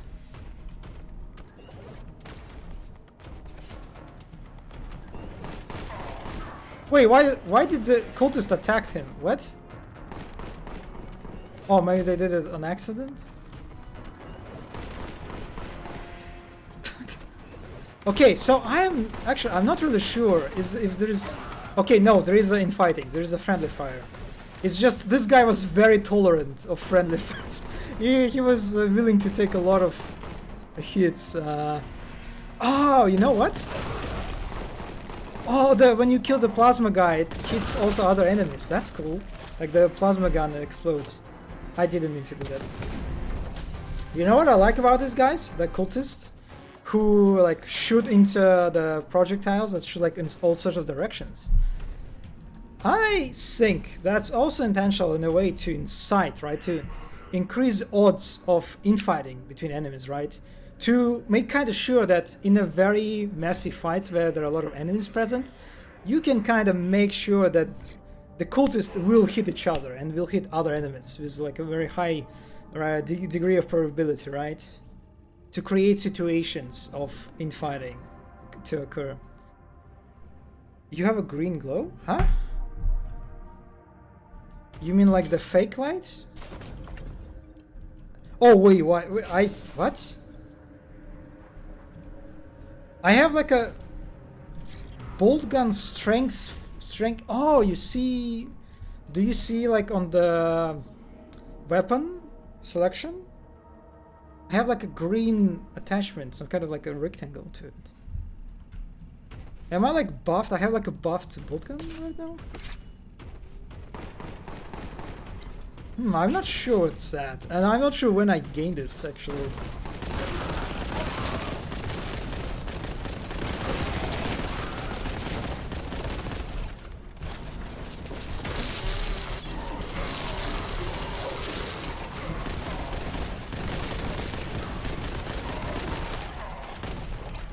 Yeah, one thing that is definitely quite risky about jumping into like chain sorting chaos of start is how, because you're like your line of sight is gets very limited, right? Like in this case, you can imagine on like on a higher level difficulty, I could get punished very easily by these cultists, and I had no, because I have no idea if they were on the right? So yeah. I'm not sure how many times we can get away with this sort of playstyle on like an Exterminator's difficulty. Actually, yeah, I got the plasma gun ammo. That's weird. Did I miss a secret plasma gun? Oh, wait a second. Wait a second.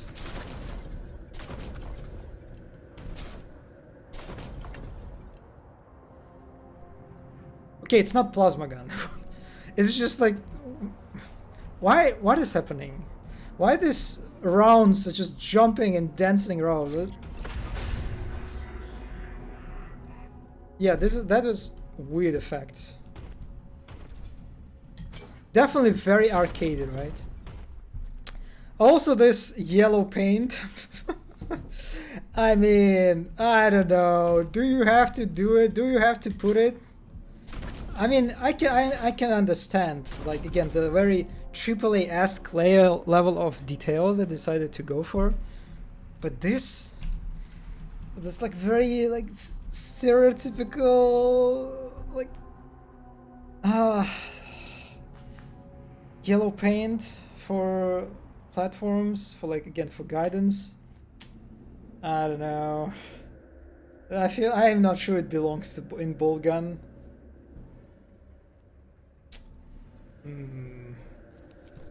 It also doesn't look that good, right? It's just I think I saw some other examples. Yes, here. That's, I mean, this is too much. You have breadcrumbs, and it's like, it's in terms of like just readability overall, it's clear that I can jump on these platforms, and they are perfectly in my line of sight. I can't really miss them. Like, why? Why would you do that? You don't need to do this. It's like such a weird redundancy of like guidance guiding like help that you just like, yeah, you didn't need this. Please, it looks ugly. It's like actually like one of the instances when the game just looks kind of bad because of that. Yeah, not a big fan. Not a big fan. Any secrets, minis? No secrets? Okay, that's a bit disappointing.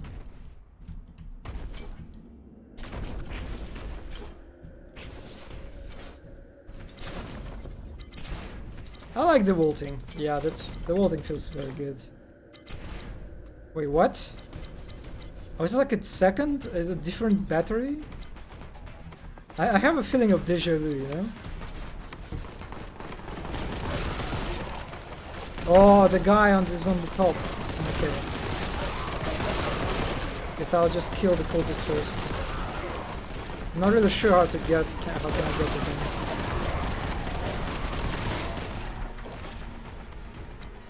Yeah, how do I reach you? Can I just jump?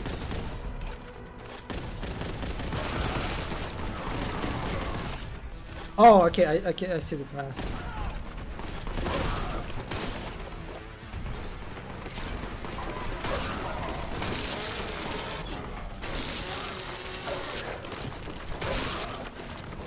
All right.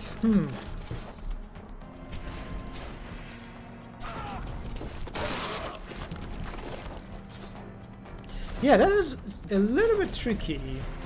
Mainly because of the Chaos Marine on this like a vantage point that is...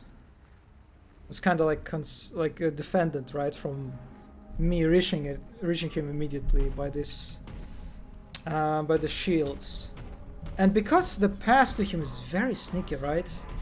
It's kind of a bit of out of your line of sight, right? It's hidden by the mountains, by the terrain, and the platform is it's kind of blends with the environment. That feels very deliberate. So I feel like this guy is supposed to be like the way I played it kind of like the way it was intended. So like you have to deal with a threat that you can reach, right? The cultists. And then under sort of like pressure from this guy who shoots you. Right, so there's like additional element of threat that you need to be like aware of.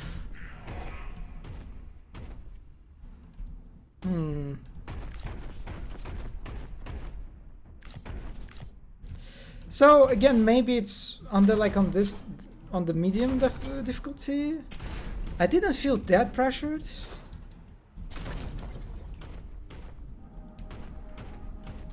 So that's probably more that plays out better like on a higher difficulty, I guess.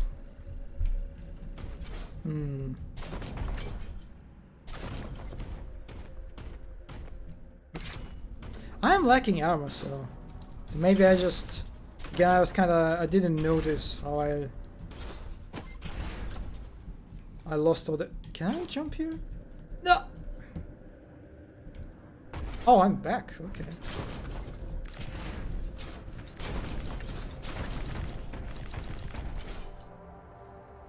Yeah, that's kind of interesting how I can jump on this, right? But I don't... There is nothing up here.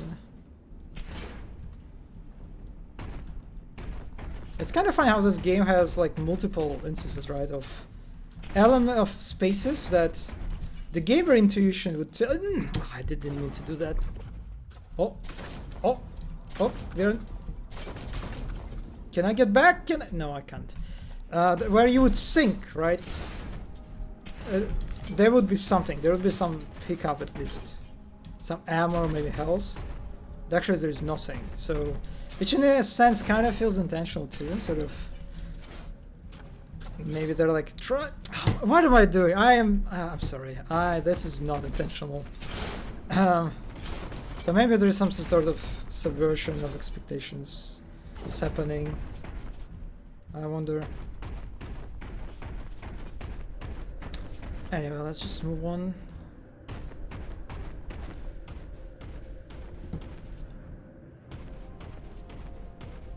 Lesser play. Oh my god, we have demons. Okay, we have. We have actual demons present.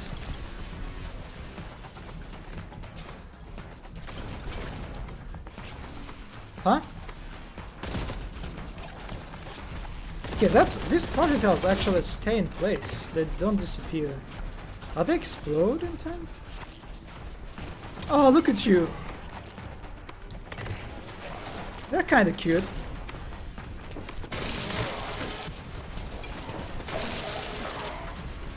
Oh, wait a second. Do they hit me when I get up close? Kind of look like it, right?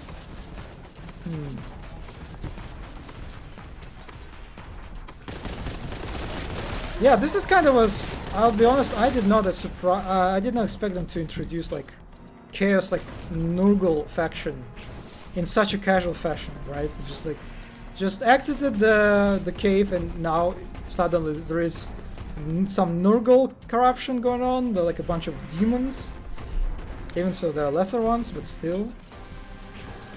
Remember that what the chaos reveal? I mean, I guess it was kind of like a twist in the first Space Marine.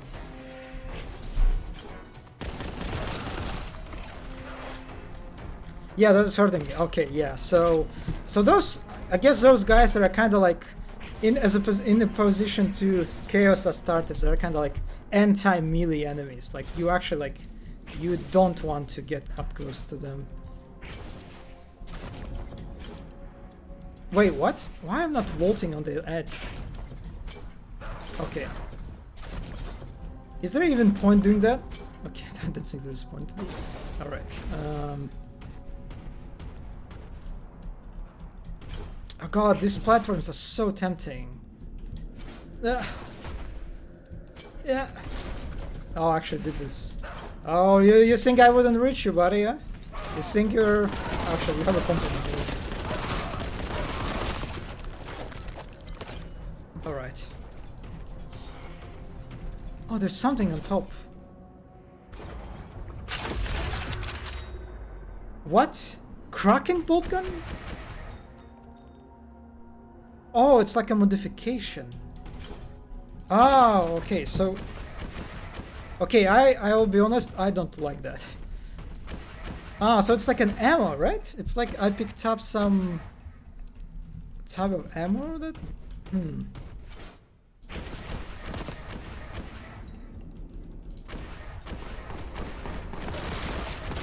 Yeah, that looks... Yeah, that looks quite efficient. I'm not sure, can I? Can I? I don't see... Fire though... I can taunt! Okay, holy shit, that's very important. Charge, jump, grenade, select... Yeah, I don't think I can switch. Actually, maybe I should save.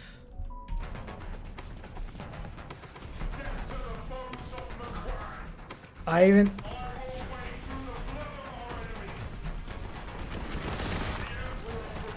Oh god, I love this so much. Oh, it's even contextual. It's context dependent.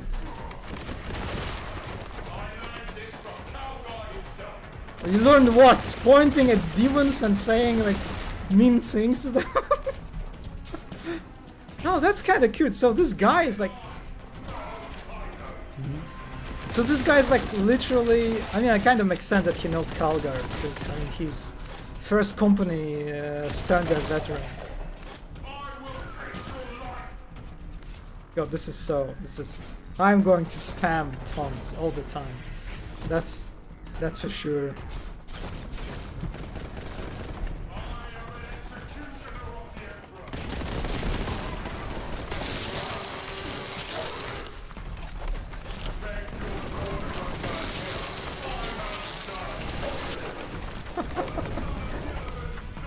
Oh god, die from this. Wait a second. Did I throw this grenade? I think they throw that grenade. Okay, yeah, that was kind of funny. Actually, I think I already ran out of it. Yeah, I can. It looks like I can pick up like a magazine of special ammo.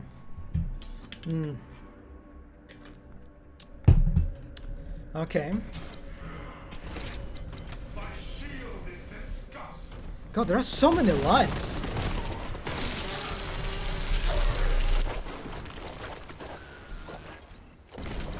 Oh, it even sticks to the wall. Oh god, that's beautiful. They put a lot of work into the gore.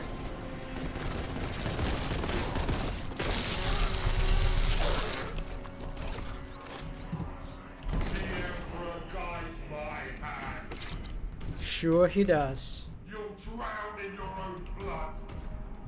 You cannot stand against the Imperium. Okay, maybe I should start using grenades. Oh my god, that was super effective.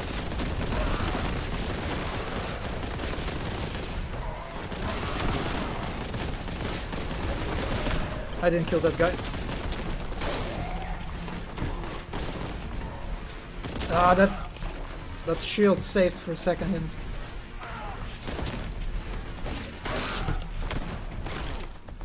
What? Why I didn't kill you? Okay, No, my pickups! For some reason the charge does not kill these guys from... I need to like to charge twice into them, that's weird.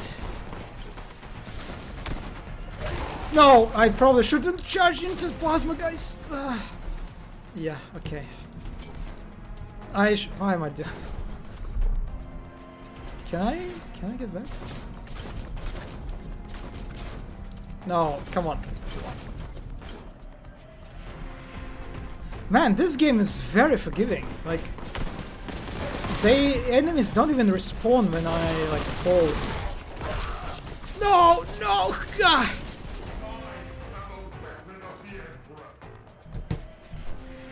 I sure am. First game to have a dedicated trash talk button since Kusim. I mean, it feels very appropriate, right? Especially to like ultramarines who are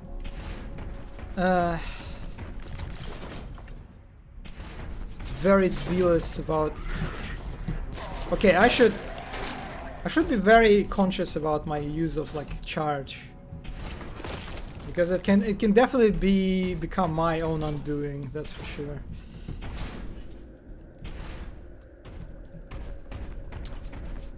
Oh, look at that symbol. Yeah, that feels more appropriate case correction. Yeah, you can see that's more serious.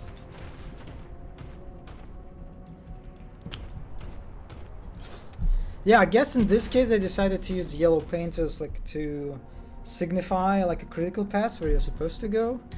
But I mean, look, it looks so out of place, man. Like.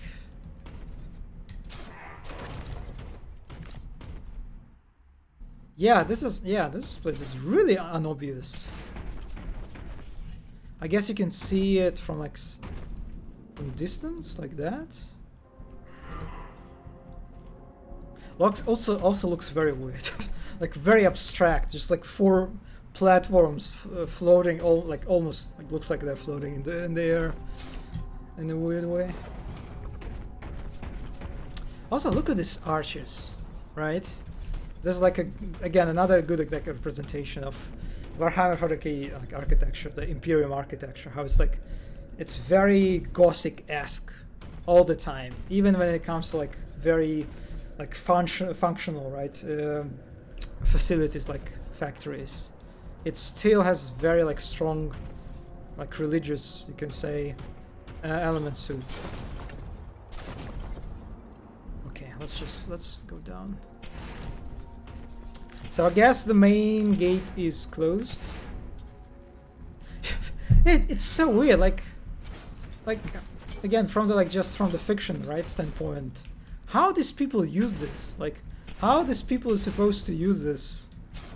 No, I'm all the way back down here. Like, no human can use this stuff, right? It's like, at least put some ladders. Like, make sure this, at least create an impression that like these platforms are connected through ladders, at least, right? But no, they're just like disconnected. Like, you're no human would just like be able to jump this, climb. Yeah, that's a little bit undercooked. Oh, that's the end. Okay. Yeah, I forgot the term. Or like the Gothic elements, right? Flying buttresses. It's just such a funny word for me, like the buttress. Oh, the music is nice. Unfortunately, skipped one secret. Okay, we got into Sector Imperialis. The streets are quiet, too quiet. The stench of heresy abounds. Looks like the local militarum's defenses didn't fare too well. Descend through the hab. Purify it is. LOL, but yeah, that's. I'm sorry. I'm very simple-minded individual. I'm just. When I see the word buttress, my first thought is just about butt. Yeah, anyway. Stamp them into the dirt! Purge the unclean. Suffer not the heretics to live. I am the edge of his blade. Okay, give me a second. I'm gonna get like a snack. I'm getting a little bit hungry, but I don't want to end here. I'll be honest. Even so, it's been 2 hours. I kind of want to at least finish this level. No?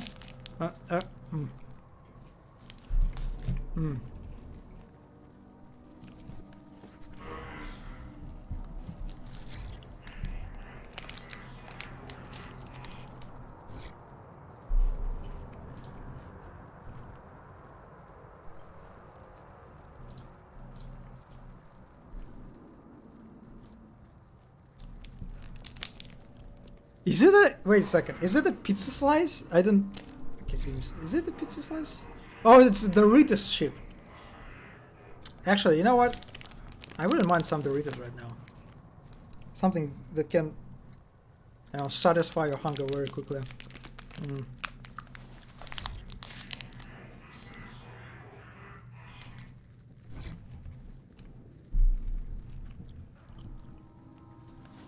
For some reason, I noticed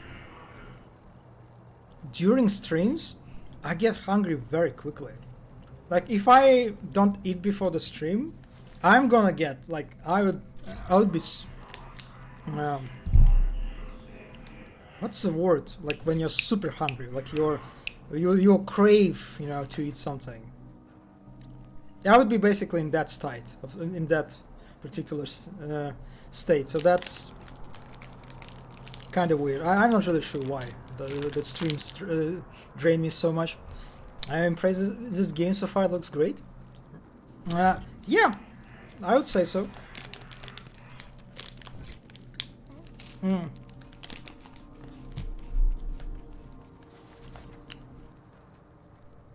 Ravenous, yes.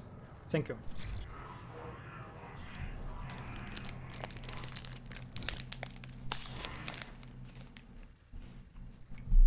Why is the cursor appeared? What happened? What's going on?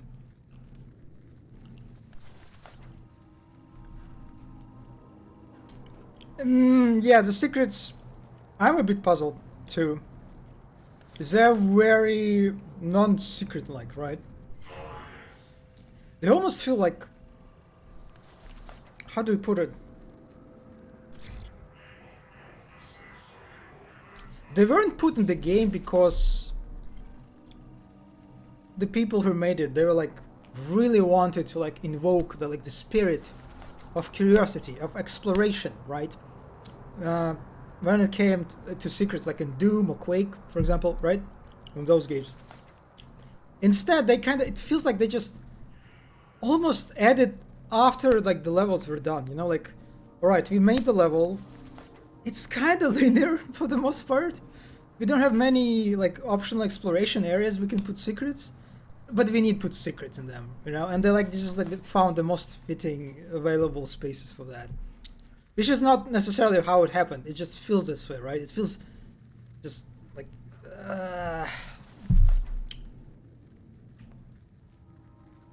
I don't know. The exploration part so far been quite underwhelming. Yeah.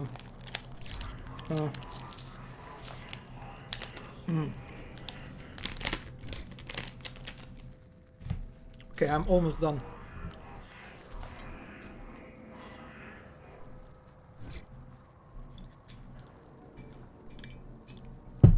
Oh, maybe the cursor appeared because I was out. Okay, where am I actually? I'm inside. Alright, I'm in some... I am in the town actually, right? This is kind of like this very sudden transition. I did not kind of... Because we were entering through some sort of like a sewer, right? I think some sort of like technical pass in the mountains. And now we're in the town. Huh? That was weird. Skip. I guess some time passed. Chances of sitting toilet? Yeah.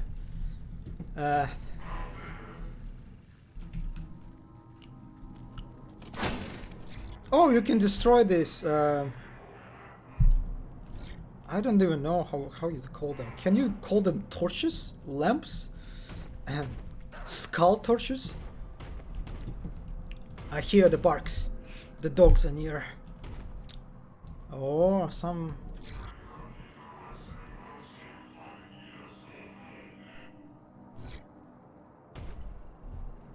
Are these our friends?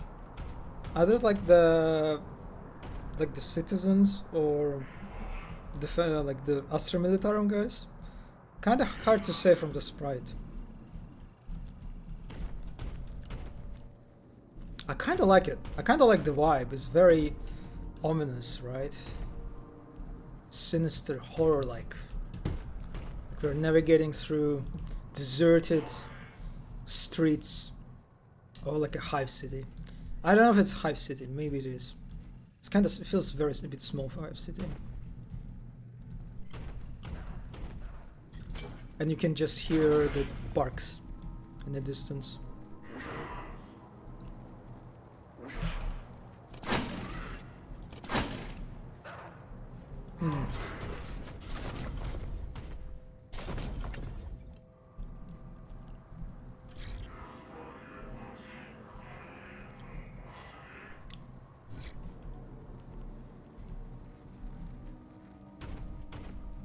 And this is like one of the okay, I forgot to turn off Telegram, I'm sorry. Another thing that I like about Imperium architecture is how they combine, right? Actually, I already mentioned it when I was talking about it, but basically even like in well, I sort of mentioned it. Even when like in non-industrial facilities, right?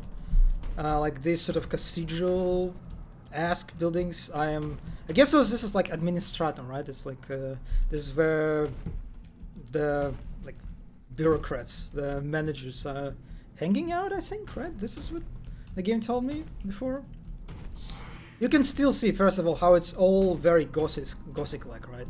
And plus, it has like all the like industrial elements present still. That like the pipes, like running through those like these cathedral-esque buildings, right? This like combination of industrial and Gothic architecture is just it's just so good. It's kind of like, maybe you can say in a sense, like one of the distinct qualities of Imperium or like Warhammer 40k, like in general. Like when you think about environments, places like this come to mind like immediately. Brazier? Huh? What? I don't know what... I need to Google that. I don't know what that means. Not sure how to spell it even. Ah, okay. Okay, I got it. Oh my god, I didn't know that word actually. Brazier. Brazier. Nice. Now don't read the book, you nerd. Yeah, I'm back. Okay, actually, that's... I also like this tile. Very iconic too, right? Of a more like upper, I guess, levels of high cities, right? Where like the qualities of life are higher usually, right? There again, the more cathedral environment, like. pad digging it.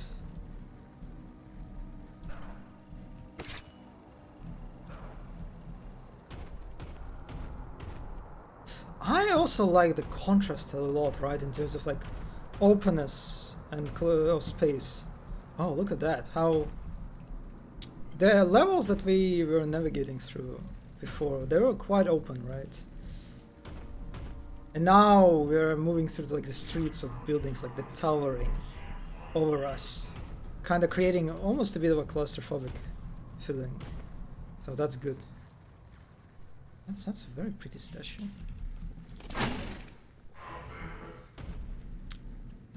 Almost like a maze, right?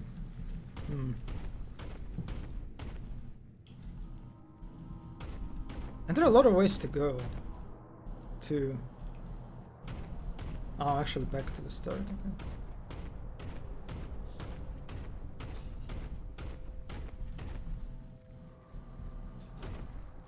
I kinda like how I didn't cover any enemies at all.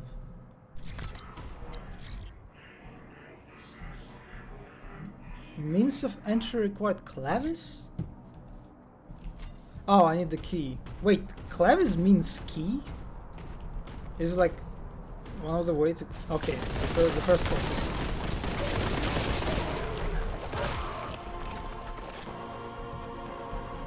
Man, charging into cultist is super satisfying.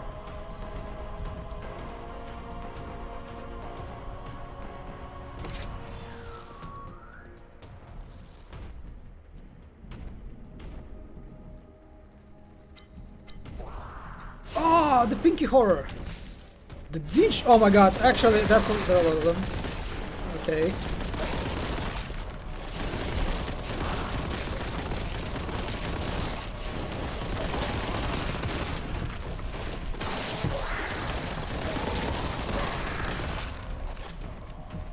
Alright.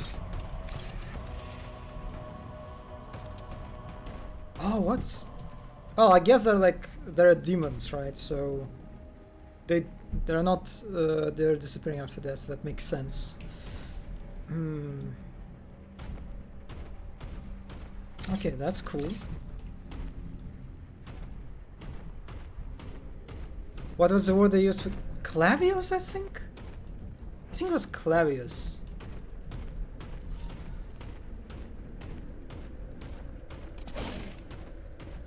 Oh, you can see like the Zinch corruption, right? The purple coloration, the eyes. Oh, this is really cool texture. I guess it's a decal, you can say? Probably a decal. Like the distorting effect is really nice.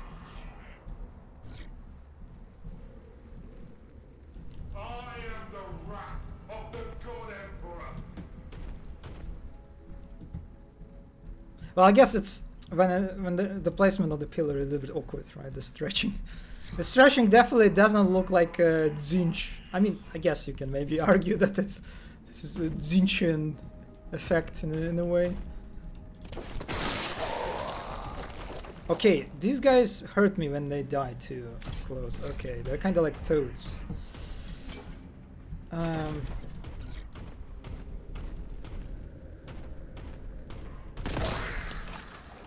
Oh wow, that's like one bullet takes to kill them. Interesting. Also kind of surprised they make no noise at all. I guess when they die they make noise.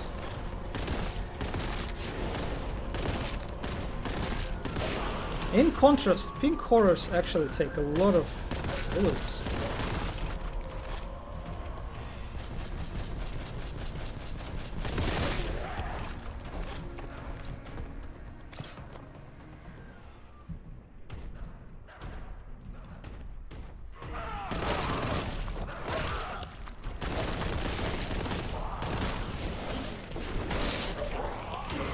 Ah, why did I do that?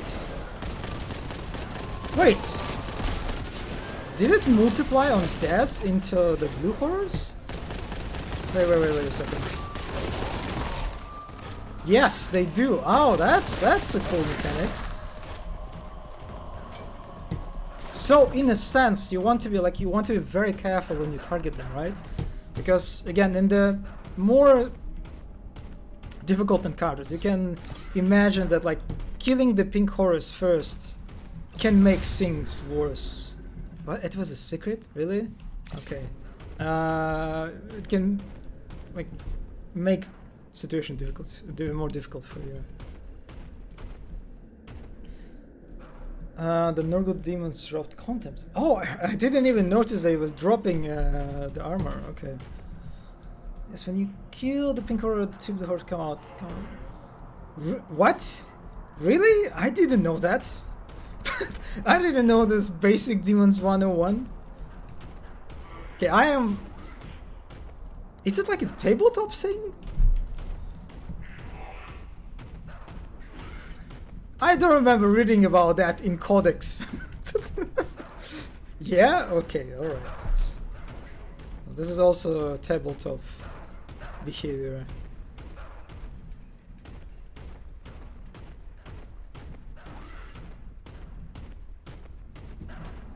Okay, I think in this level they did a good job on the scale. Even so, I'm a Space Marine, right? I definitely feel quite small because, I mean, that's... I think that's a Hive City. And Hive Cities are supposed to be just nonsensical when it comes to their scale. I think I explored everything, right? Let's go inside.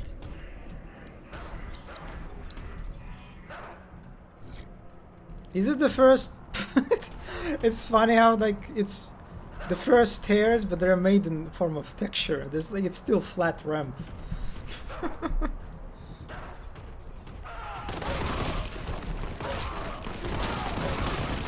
there are a lot of people there.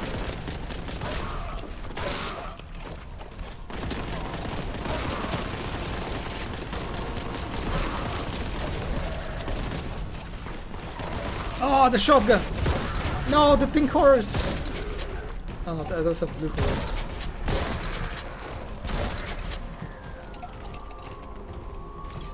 Alright.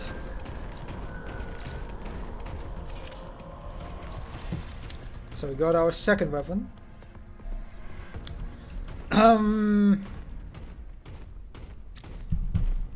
Yeah, this is definitely was quite less fancy introduction of a weapon, right, compared to the bolter. And it's also definitely a more messy one.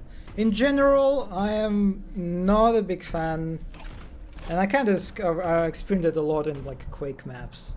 I was playing especially like through like custom Quake maps that were done by people like the community for gems, that introducing weapons in the midst of combat is, well, like rather introduction of any like significant information, right?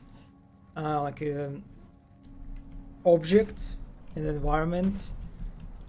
You should be very careful about that, because in the midst of combat, the chances of the player like noticing it, right? Especially in this case, if the idea in the intention was like to pick up the bolter, or like the shotgun bolt, right, and use it on the enemies.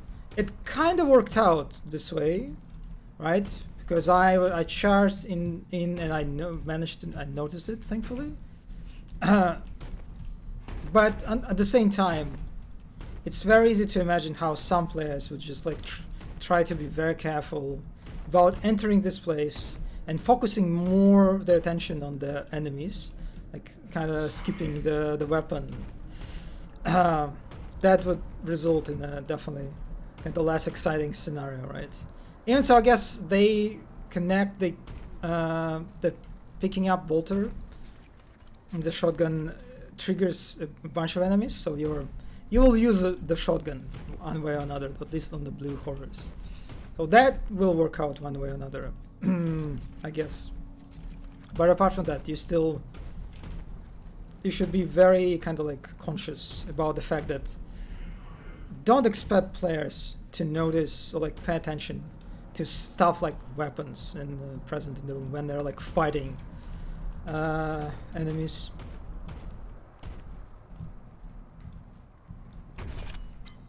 And we got some shotgun ammo full.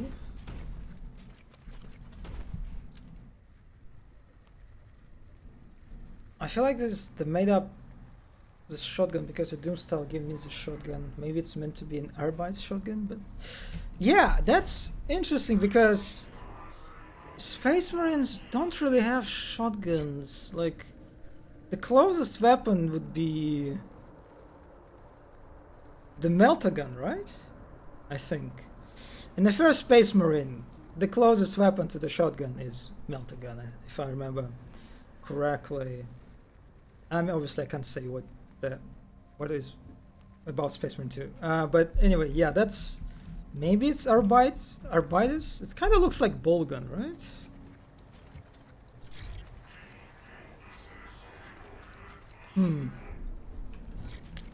The game literally just says it's shotgun. So that doesn't tell much.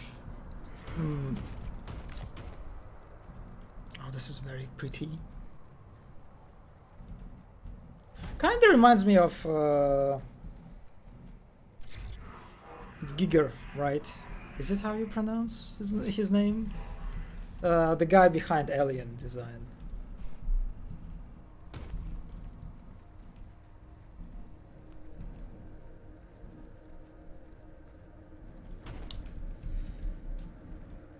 It looks like it's designed for Space Marines. Seems they just invented it. Really? Okay, it is kinda... It would be kinda in line with first Space Marine, because in first Space Marine, they literally like invented like a Vengeance launcher, which is like grenade launcher, that has like a bit of a gimmick to it. And the way they justified it, lore-wise, I think it's because it's like experimental weapon that was created by Mechanicus on Graia. And it's like, it's used limited, prohibited outside of something like this. So I wouldn't be surprised if there's something like the same stories takes place. Oh yeah, you can even see the banner. It's the Zinch cult, right? We got the key for the gate. Now I remember there was a gate. Yes. I want that. I want that thing.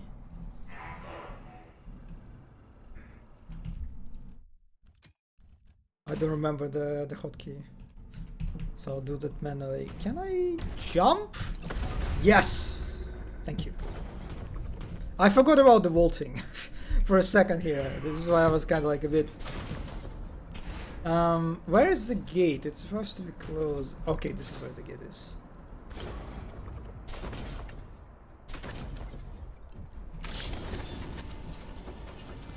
Right, we are in. Oh my god, there's so much health. Maybe a little bit too much health, I would say. Oh, more open spaces. Oh! Yeah, shotgun feels good. Definitely feels a bit more like super shotgun. If we compare it to like Doom.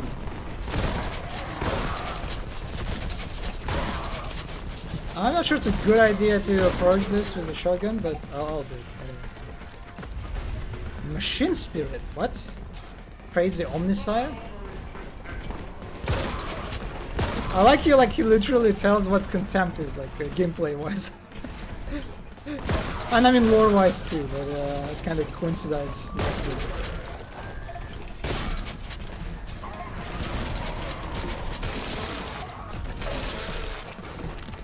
Okay, I'm being a little bit reckless here. Oh!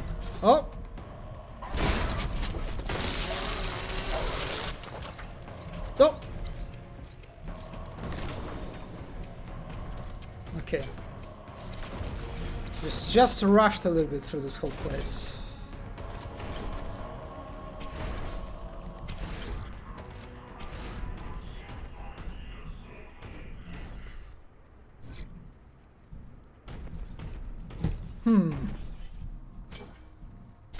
Okay, so this... I'm supposed to get a key, right, for it? Yeah.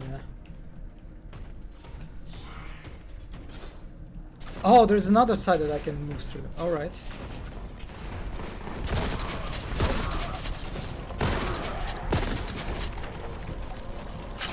Okay, we got the Kraken bolts. I'll take it.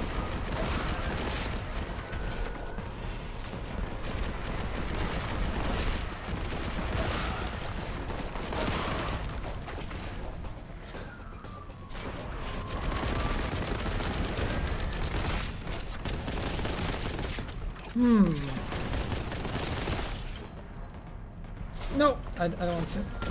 Yeah, these guys, can you get to me?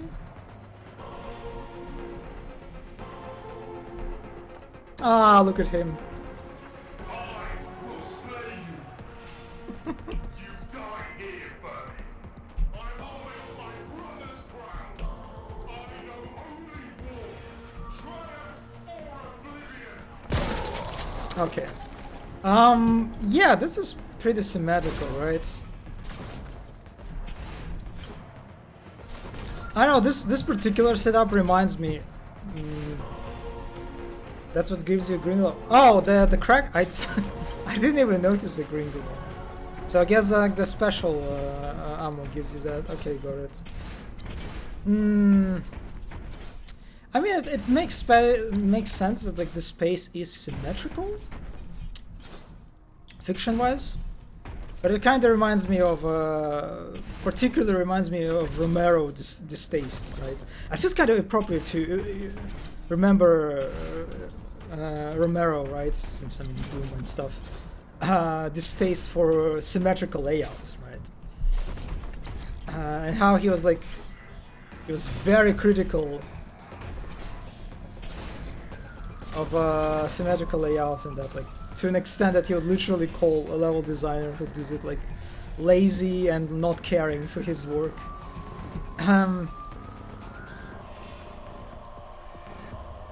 So do we go this way? Oh, it was Machine Spirit? Wait a second, so it was like a super armor? I didn't... I am so soaked. Oh, soaked? Is it the word? Mesmerized, let's say, by the action, that it's kind of... Effects like this... It's kind of like a funny thing, right? I guess to ponder how... This additional VFX, like additional effects to sort of help kind of like visualize for the player like what is happening, right? Is all well and good, well intentioned, yada yada yada, but again, you should be very realistic about the fact that in the midst of combat should have a very like realistic expectations of players like actually noticing, right, things. Because in this case I was just like, yeah, whatever, I don't know. You can argue that maybe that glowing effect could be a little bit stronger. I think it gives you one of your guns +1 strength? Oh, like temporarily, you mean? Oh no, I have... Oh, it's like applied buffs my weapon that is like selected when I pick it up.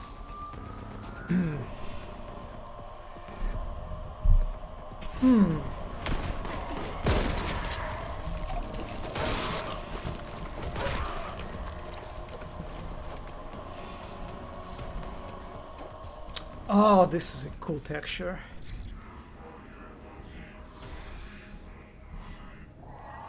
Oh, the flamer! Man, this game introduces a lot of enemies, like, quite quick.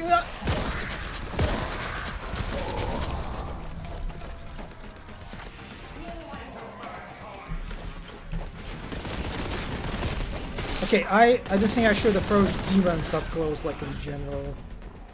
Or maybe I should, actually. Oh. It didn't look like flamer exploded. Did he? Ah.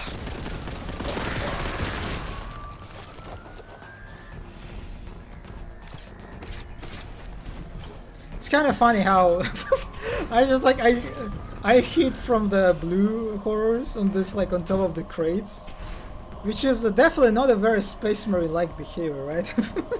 a bit cowardish on my side, but I mean that's on me.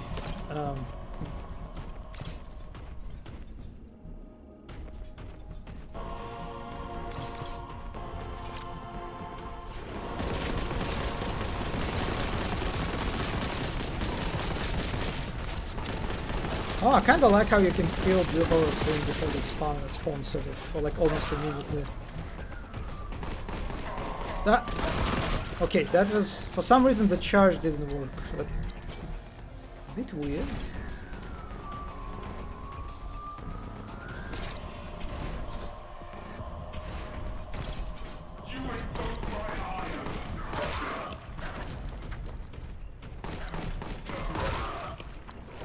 Oh, I guess there's a cooldown.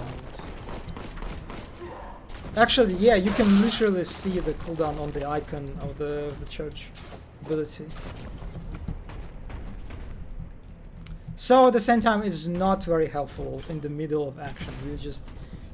You are not very looking at like at the bottom right corner, right, when you are fighting. So maybe they could make the cooldown effect again a bit more visible. Maybe put it in the middle of the screen. Remember Hazama Queen? I would put like the house like literally in the center. Maybe you could do something like this. Okay, I got the key for the purple gate, I think.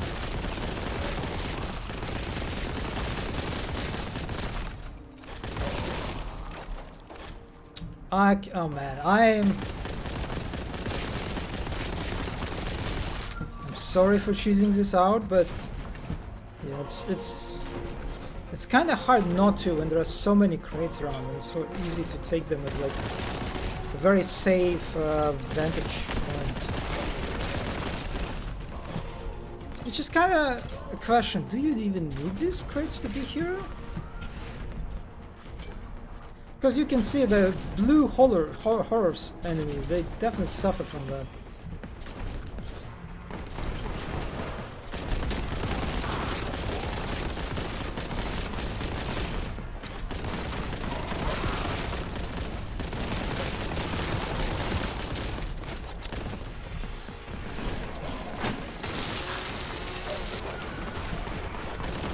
Oh, there are two of these. Okay.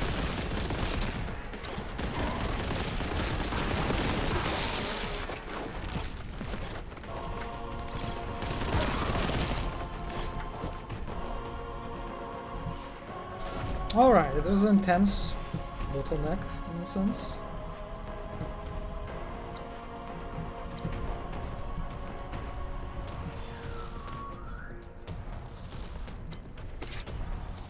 Should have used shotgun, I guess.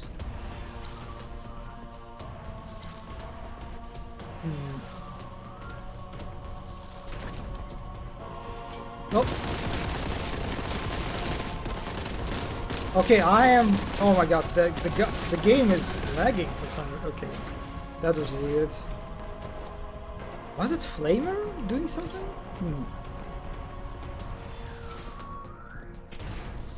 Wait a second. I came out on the other side. All right. I'm on the kind of on the left part, right? I'm going to go.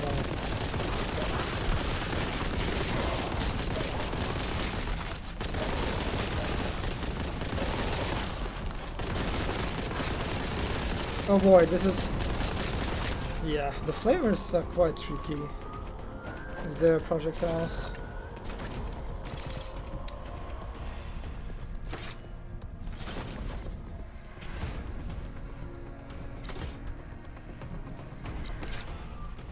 This is another... Actually, no, I don't remember this miniature. The death one, like this, like the one that looks like that. So it looks like a death, right? Yeah, this is kind of... This statue feels a bit unique.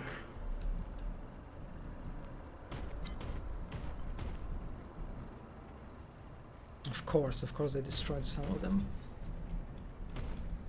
Cultist. Yeah, I came out on the other side. Yeah.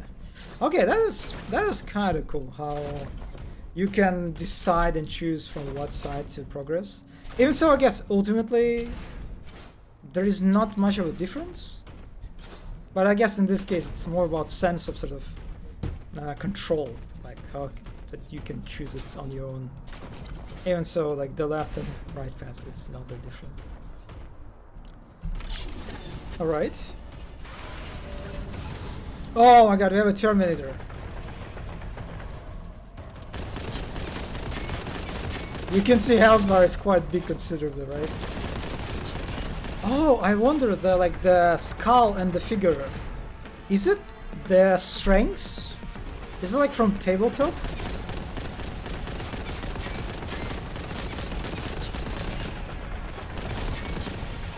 Yeah, I'm not.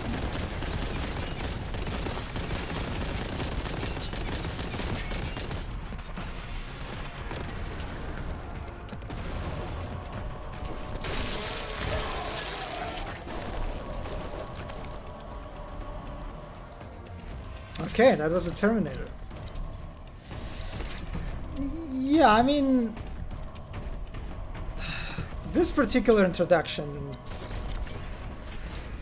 turned out to be a bit scuffed, right? And this is, I think, like a very classy example of a door problem, right? That I could just safely stay in front of the entrance, right, and dodge enemies' projectile and like shoot them from the more or less safe position instead of engaging with them, right? Imagine if I had to like jump down into this room and the gates were closed behind me, so I was like forced to deal with the Terminator in this like closed room, like use the container maybe as a cover, something along those lines. That would be definitely more intense encounter, but because of the fact that I could open the gate and backpedal a little bit and just shoot from the distance that was comfortable for me. It turned out to be a bit of a lackluster introduction of otherwise a pretty powerful enemy, right? In the at least like lore-wise and in gameplay-wise too, I assume. Yeah, so that was a bit of unfortunate. That was an example of a level design fucking up the AI, kind of underselling it in a sense, you can say. Oh, I'm a big fan of the pipe work here.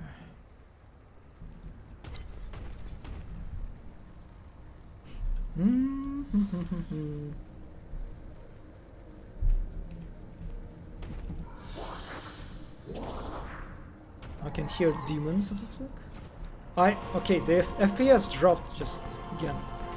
Yeah, I feel like those are the flamers. The flamers are FPS. The frame rate killers.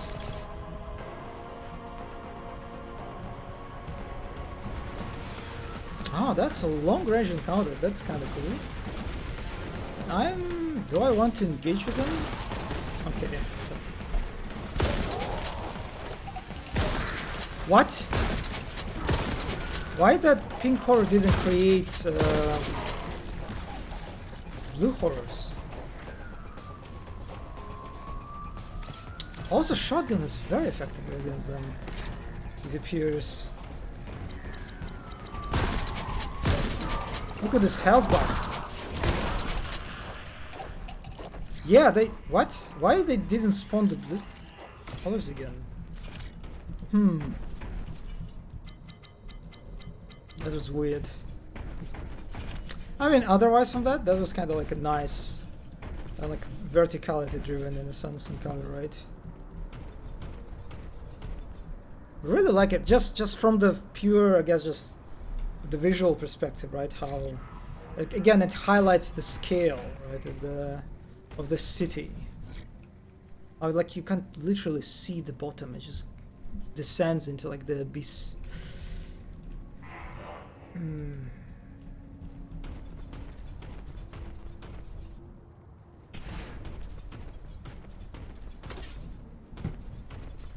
I smell demon filth. Whilst I draw breath, I stand. Whilst I stand, I fight. Whilst I fight, I prevail. Damn, that was a long one. Renegade filth. No, I didn't mean to do that. A simple did not account for a simple geometry of stairs and charge. Why am I doing that?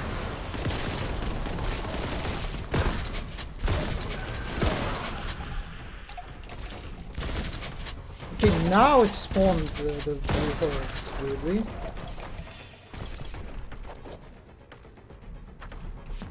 Man, these are very fancy, fancy windows.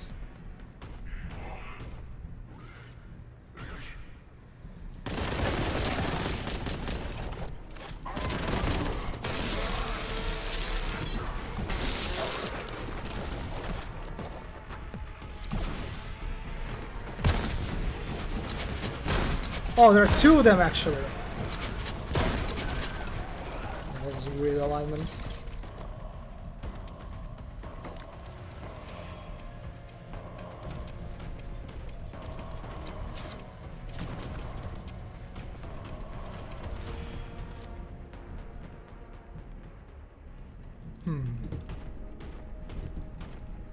Oh, the vents, the fans are actually moving. That's really cute. Appreciate it.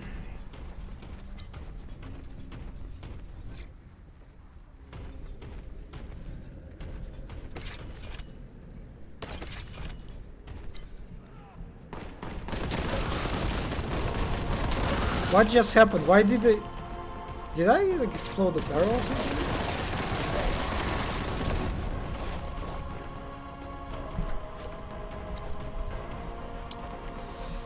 Oh, look at that.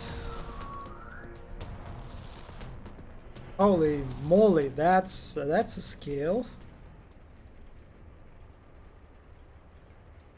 Can I just jump down? I kinda just want to jump down here. And I can. Alright, that's... Oh god, the landing. God damn, that's very satisfying.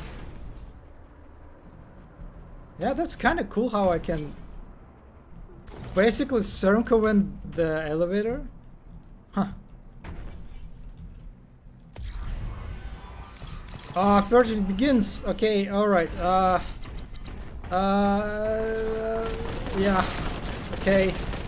I didn't even notice that there was like a peacock.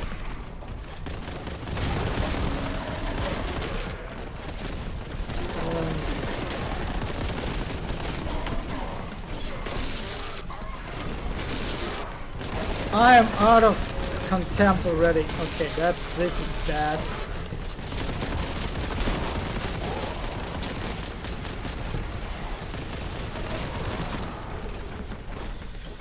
Oof. Okay, thankfully there is a lot of space to move around.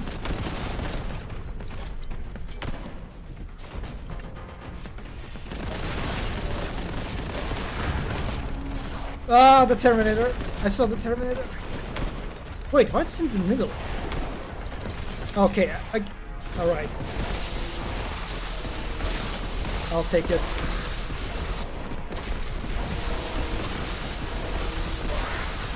Oh my god, I am just shooting myself.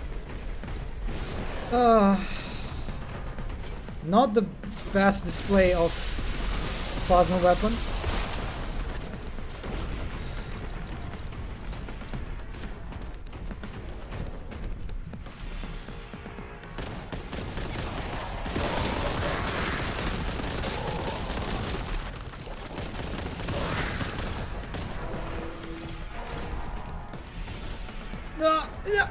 Oh my god, I did this. Holy shit.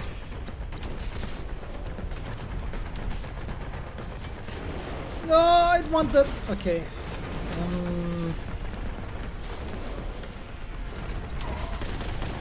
Okay, that's a new Terminator.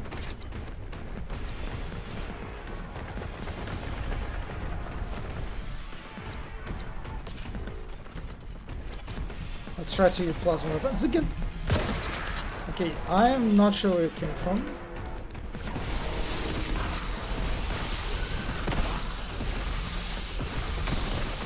Let's go up. Let's get some high ground.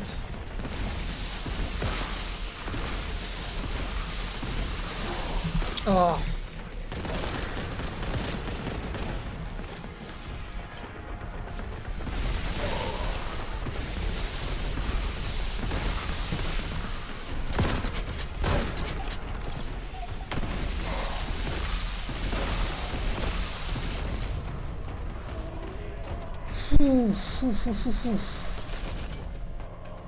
Okay, that was the first like proper arena.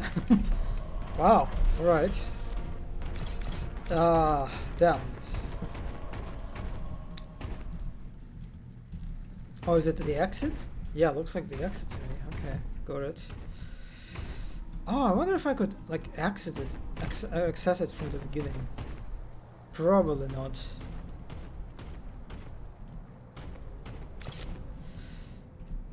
Yeah, I'm... Okay, wow. How do I reach that room? I'm curious.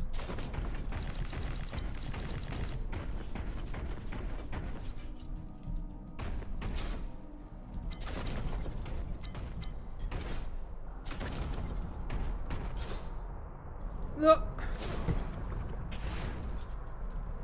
Your plasma gun is blue, the cultist one. Yeah, I noticed it.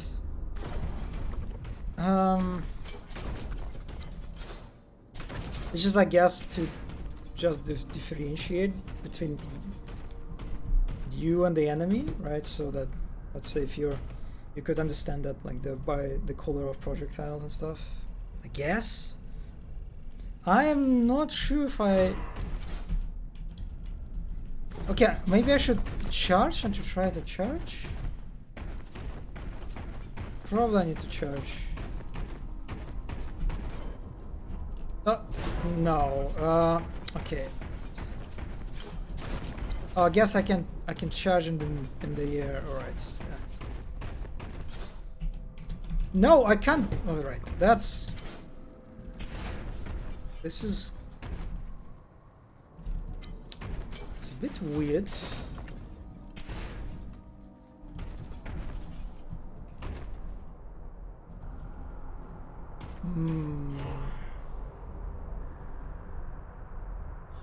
Can I use this roof?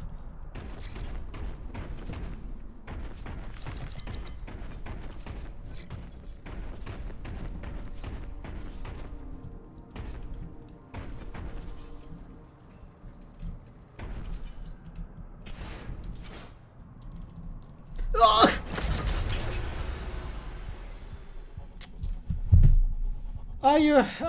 Why? Why would you do that? Can you RJ? Wait, what is RJ? You mean like the charge?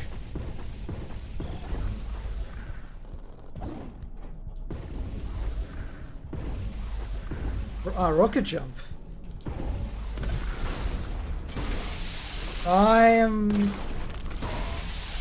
Yeah, I don't think I can.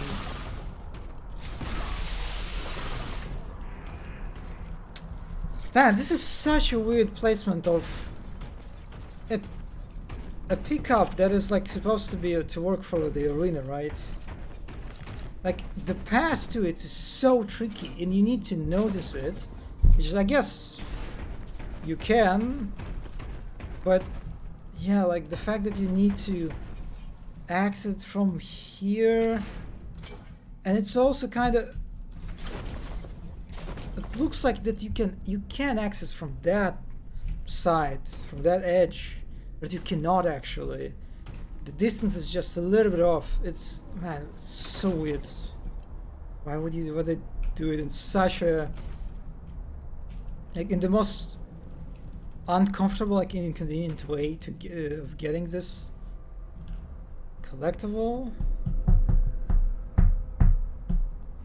Yeah, I think this is a good example of what I was talking about earlier, how you should be very careful with introducing weapons in the midst of combat. Like in this case, putting plasma gun, you could think that it was like, oh yeah, it would be very exciting for player to like run through the enemies, jump to this like to the middle of this platform, pick up the plasma gun, and start like killing everyone. This is not what happened. What happened is that like as I was running around, I kind of noticed there was something blue in the middle, but I couldn't really concentrate on it because like again I was focused. I was like trying to survive, and when I get to it, it turned out to be a plasma gun. A plasma gun is a very peculiar weapon, right? Since it can easily hurt you too. and it was just like a very messy, chaotic like experience of me like trying to get used to this very like specific and peculiar weapon in the middle of quite challenging encounter, which was not satisfying at all, right? I assumed that was like the intention, like, oh yeah, we're gonna get you a new weapon, it would be so cool, it was so satisfying to use it like in this encounter. It was not. It was very frustrating experience for me. So yeah, I am not big fan of the way they decided to handle it. And also the fact, like, what I like about this encounter on the other hand is how it's probably the arena that utilizes like the whole mobility thing to its fullest, right? To its maximum. Because I actually had to like run around from one end of the arena to another, right? To be able to like to escape this threat and get like more comfortable positioning. So that was good. I enjoyed it. Not sure about this particular spot, how I kind of feel like if the player wants, they can play this very safely. The blue hollers kind of help to like counter, right? But again, if you're careful, like you pay attention, I feel like you just can't like just hold this place and shoot enemies and like just shoot blue horrors that run toward you and just like shoot down more or less safely from this position.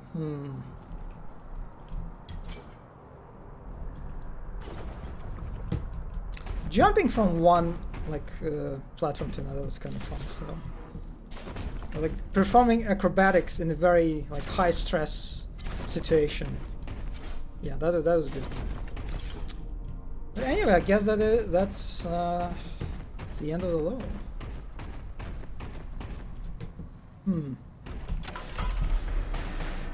Okay, how many secrets I missed?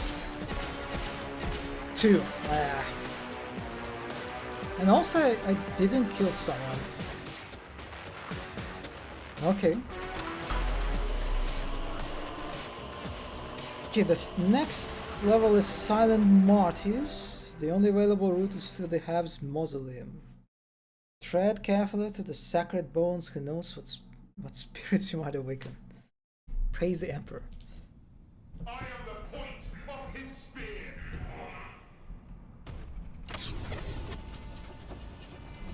Oh, the Nurglings! God, they're so cute. Like all the Nurgle demons, they're just like there are cuteness all around. God, this is a beautiful reveal.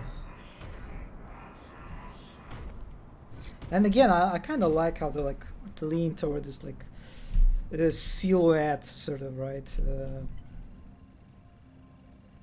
Driven vista, rather than like showing in good detail like the buildings.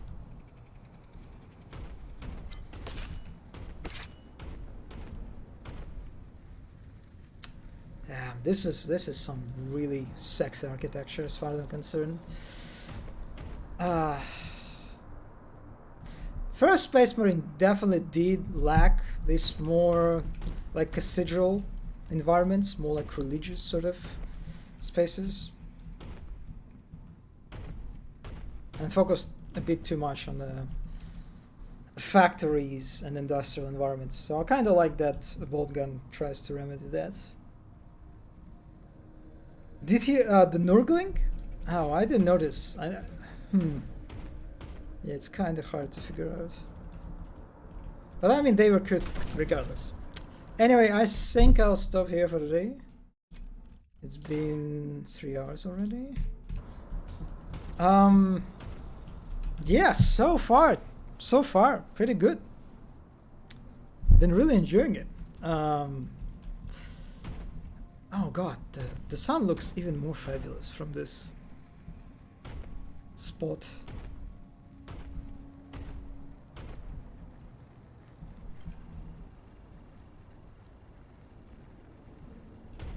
Yeah, so far pretty good experience.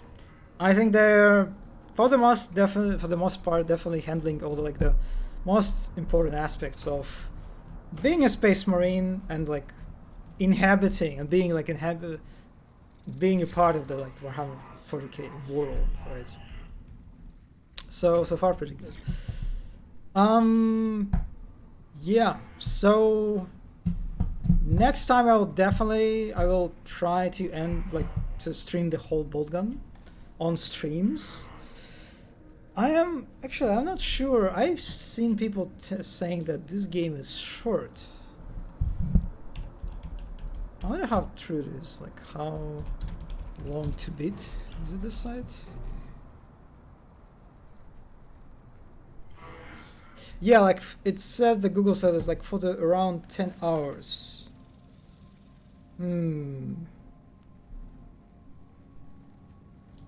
So it's more or less, it's quite short. It's short game for the most part. It's kind of actually has the same length as a Space Marine, I think, which is kind of funny. Which means, considering that my pacing, it will take a lot of streams. So I kind of want for Boltgun probably do maybe like 2 streams a week.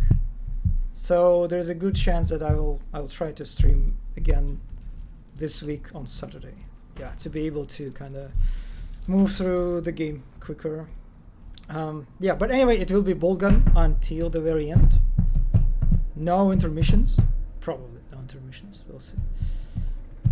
It's your pretty simple, the only one. Yeah, that's what I'm talking about. So, yeah, I'll try to stream twice a week because of that.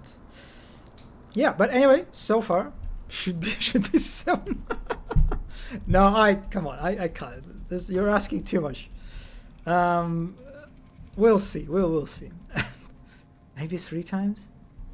Anyway, yeah, next time it'll be Boltgun again. It will be Boltgun for a while. So far, been pretty good. And yeah, I'll see you next time. Thanks, Zombie, for stopping by. Thanks to anyone who watched the VOD. Yeah, I'll see you next time.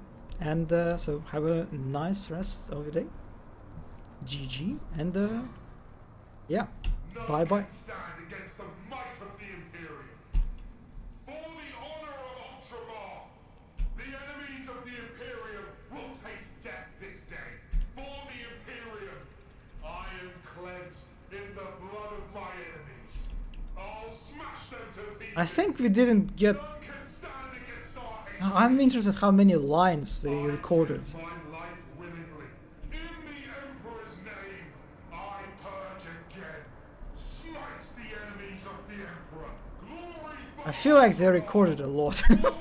Anyway, yeah, this is... The towns are great. Anyway, yeah, I'll see you next time. Bye-bye.